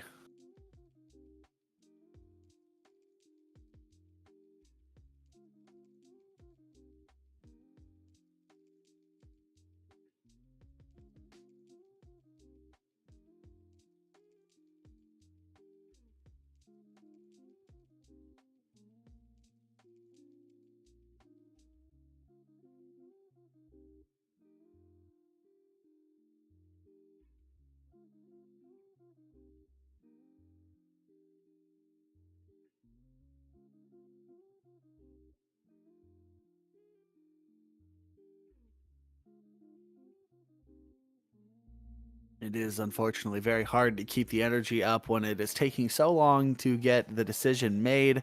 Yeah. But unfortunately, we have to look at things under a microscope to make sure that we get the right call going here. So please be patient, ladies and gentlemen. We will be moving on to that final battles here any minute now. We're just waiting for the judges to make the decision of a lifetime. Yeah, for sure. Definitely waiting for the decision of a lifetime here between these judges. At least that's what it must have to be for it to take this long.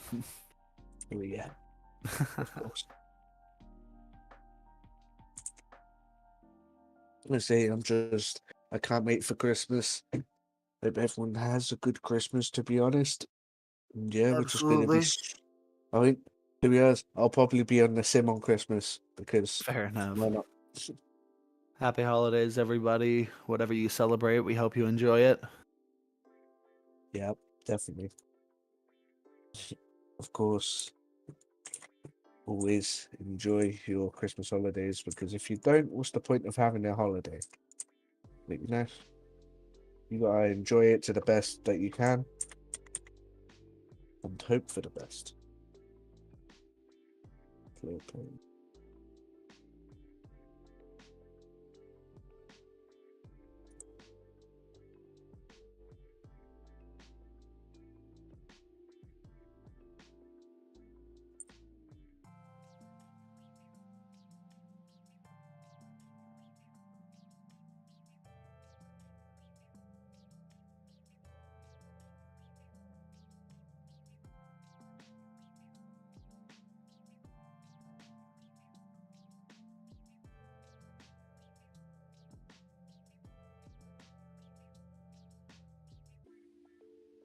Still waiting on a decision from the judges.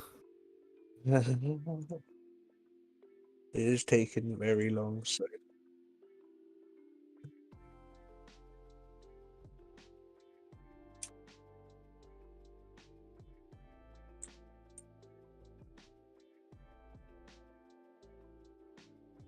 Well.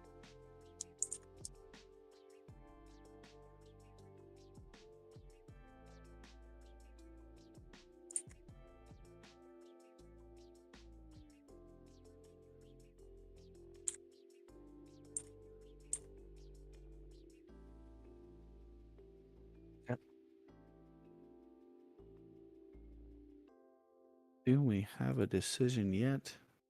Yeah, we do. So we'll be moving on to the next battle.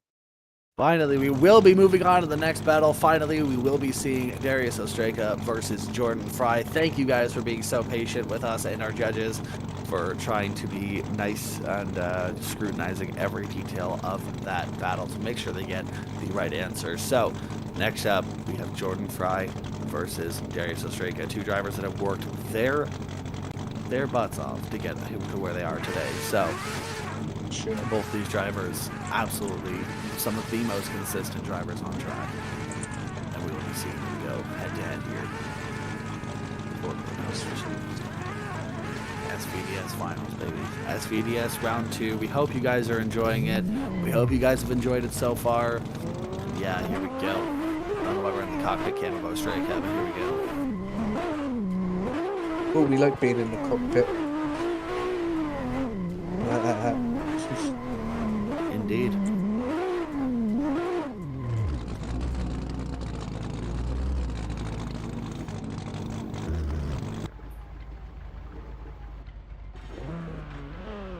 All right, here we go. Jordan Fry versus Darius Ostrega. We finally get our top guys here. Jordan Fry, Darius Ostrega, ready to send it for our finals. Yeah, here we go. Okay, here we go. Jordan Fry in the lead position in that Excellence S14 with Darius Ostrega in his S15 following in behind. Here we go. Big angle flick from Jordan Fry. Look at that on the outside clip. Beautiful job coming up into the outside zone. And look at that. Oh, understeer from Darius Ostrega going into the door of Jordan Fry, stopping the run altogether. Man, that's unfortunate. That is not how you want to lose a battle. No, that is definitely how you want to lose a battle. But it is what it is. It's drifting at the end of the day. Go figure. That Ostrika is going to be so mad with himself. He has been so consistent all day, and the one mistake he makes has to be in the finals. Yeah, for sure. Yeah. It's a sad day for him, but he's going to have to be... Well, here's hoping he can pull something out of the bag, or Jordan makes a much bigger or equal mistake, and they go OMT possibly, but I don't know. Here we go. Darius Ostrika in the lead position with Jordan Fry in the chase. Here we go. Ostrika in that lead, ready to send it. Big flick in. You know he's going to be mad about this. You know he's going to send it in for a really good run. Fry all over the side of him, lunging in, getting up onto the side of Ostrika. Look at that. He's trying to bring it down onto the door here. Look at that through outside on the door. On the door. Big transitions all over the bumper of Darius Ostrika. Ostrika getting into the clip into the Monty section here with Jordan Fry just all over the side of him, making sure that he gets on him. A little bit of wheel rub in there, but getting into the outside zone. Oh, and it looks like... Ostrika is going to continue the run here, getting out to the outside zone with Jordan Fry just getting back up onto the door. Beautiful job getting up into the second bank run. Nicely done. Nice wide line and a beautiful run. Absolutely amazing run. Beautiful, beautiful. Mwah. Of course, these drivers pushing as hard as possible. With them pushing as hard as they are, it's hard to do what they're doing right now.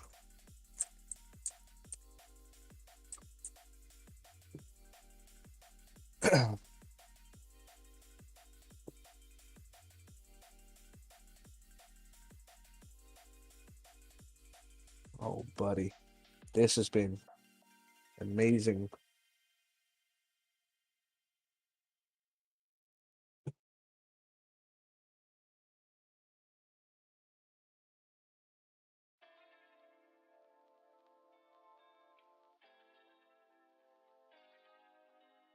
Oh. We have got a call here. We already have a call. We already have a call from our judges. Does that mean we're going to take this to the podium now? Nope. If Black could go to the... swipe him left for Jordan Fry, swipe him right for Darius Ostrika. And it's going to be one more time. And there we go. Jordan Fry versus Darius Ostrika. Which is very interesting here. It's going to get very close to see who's going to win here.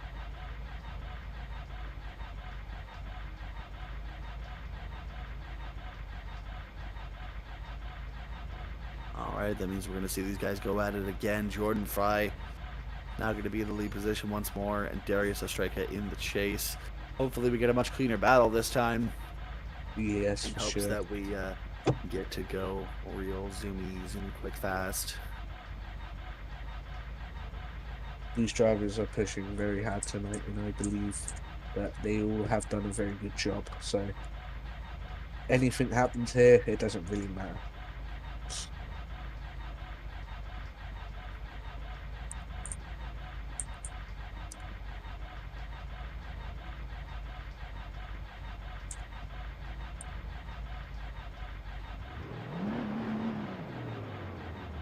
Alrighty, here we're gonna hopefully get. Oh, and Ostrika just backs out of here like he doesn't want to be here anymore. All right. Guess that means we can crown a winner. Just kidding. Ostrika's out here. He's gonna send it. Hopefully he doesn't make a mistake like last time.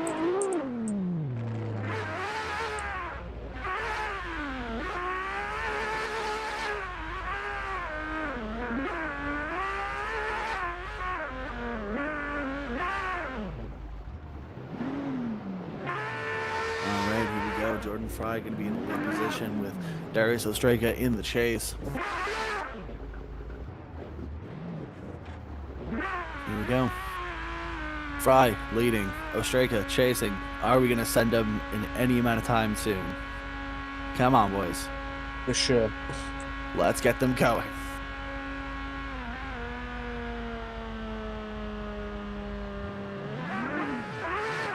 All right, here we go. Jordan Fry versus Darius Ostrika for our final battle, the OMT. Here we go. Fry Big flick initiation on the outside zone, nice and deep with Ostrega behind. Now he knows he doesn't want to make the same mistake as last time, and now he's pushing it onto the door. Look at that, lunging in. Beautiful job on the door of Fry. Look at that, nice and deep into the outside zone. Fry just throwing down a very textbook lead line, looking really good here with Ostrega all over the door of Fry. Fry putting down a really good lead line here. I mean, giving Ostrega every tool in the toolbox to use here, with Ostrega just making use of every single one of them. Look at that, tire to door contact. Not actually contact, but like you're just rubbing all over that. Look at this, Fry up on the wall with Ostrega all over the side of him. Look at that. Now that's what we wanted to see out of the first run of our final battle. That's insane.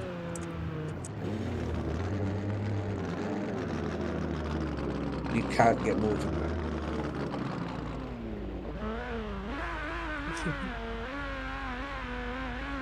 All right, second half of the battle. Ostrega in the lead, Fry in the chase. All right, Fry's going to be following in Ostrega. Here we go. Ostrega ready to send it in. Big flick initiation here. We know it's coming. Look at that. Amazing on outside zone wall, but Fry right behind him, nosing in, trying to get on the proximity. Cuts in for a big dive on that. Look at that. Rubbing wheels with Mr. Ostrega. Fry all over the side of that S15. Look at this. Big transition. Fry trying to stay on the door. Look at this. He's just all over Ostrega. Ostrega running a very good lead line. Very amazing one with Fry all over the side of him, capitalizing on everything he can. Look at this. Beautiful job. Practically pushing him through the track here with Ostrega running a beautiful lead line. But Jordan coming into the back end here. Big dive again. Big dive up on the door, through, finishing out the run. Wow. Look at that. Had a beautiful run to finish out our final run. Now, that was really good. That was amazing.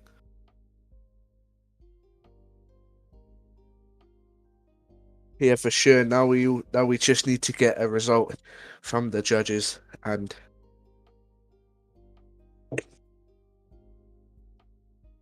yeah, it does look like we have a decision. So I think we're gonna line them up, and yeah.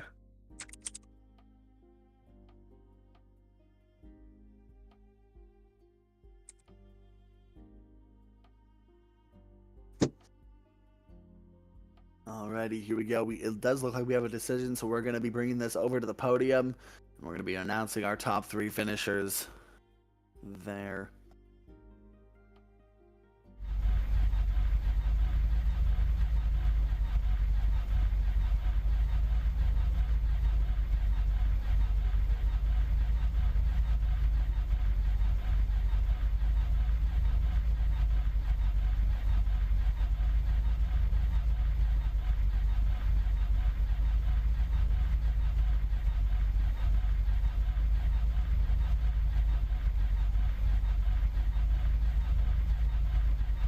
We will know in a second.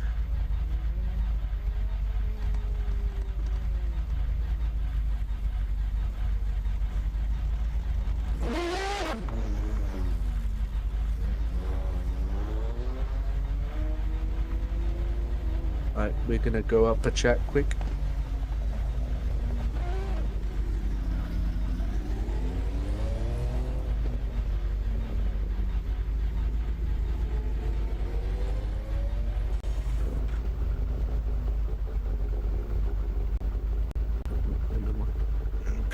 Okay.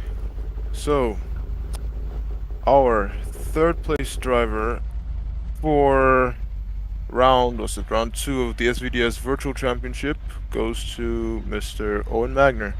Yes! Come on! Yup! Oh, thanks, boys. Thanks. Congratulations. Our second place, our first place winner for round 2 of the SVDS Virtual Championship would go to Mr. If I can check this quickly. Darius Ostrega. Mr. Darius Ostrega, you have won the second round of... Hey, I got a quick question. Yes. How does some contact overrule a 0? Because the contact killed him. I mean, he still finished the round. You pushed me on the track. Yeah, because you were crab Let's walking. not argue on Index was stream, deemed a please. zero because it's pushed Yes, off track. you are live on stream right now. Please do not argue. So in reality, that would have just destroyed the bottom end of the car. So And yeah, and it was just overly contact, so it was deemed just too aggressive. Good chase still, but having the driver basically fly off track isn't necessary. Blackout, you have it backwards. Anyways, it's good battle. Yeah, man. backwards. Good battle, both of you. Good work, drivers. We'll see you for round 3. Anything else we need to say to fans or anything? not really. Yeah. Oh yeah, who's hard charger? Oh yeah. Anthony Taylor. Yeah, I was down from the kill. Anthony Taylor. All right. Alrighty, well, ladies and gentlemen, thank you very much for tuning into SVDS Round 2. We hope you enjoyed yourselves, and we hope Can I you tag enjoyed some this people brand new quickly? layout. No. Absolutely please. beautiful. Have yourself a great one. Have yourself an awesome one, and we'll see you guys in the next round. Thank you very much.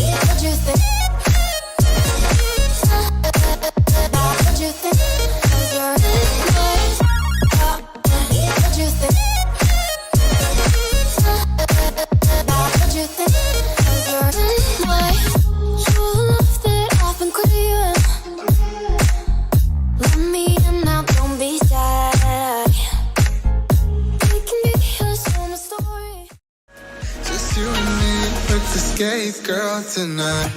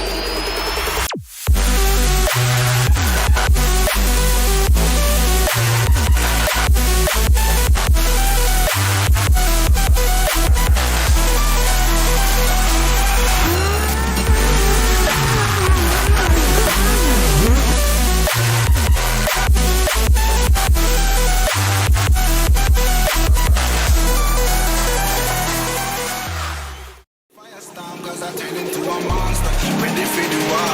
With a flag. None of them boy, they no bad.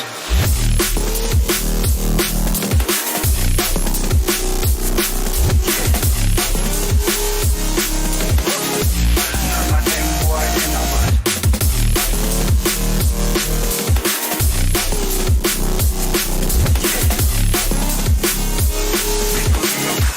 None of them boy, they no bad. Bad man, sit forward to some archbishop. Them no bad. Who them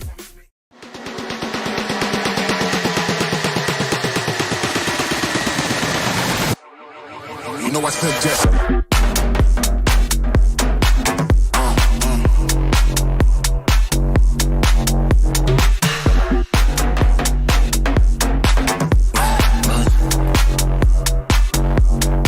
You know I suggest.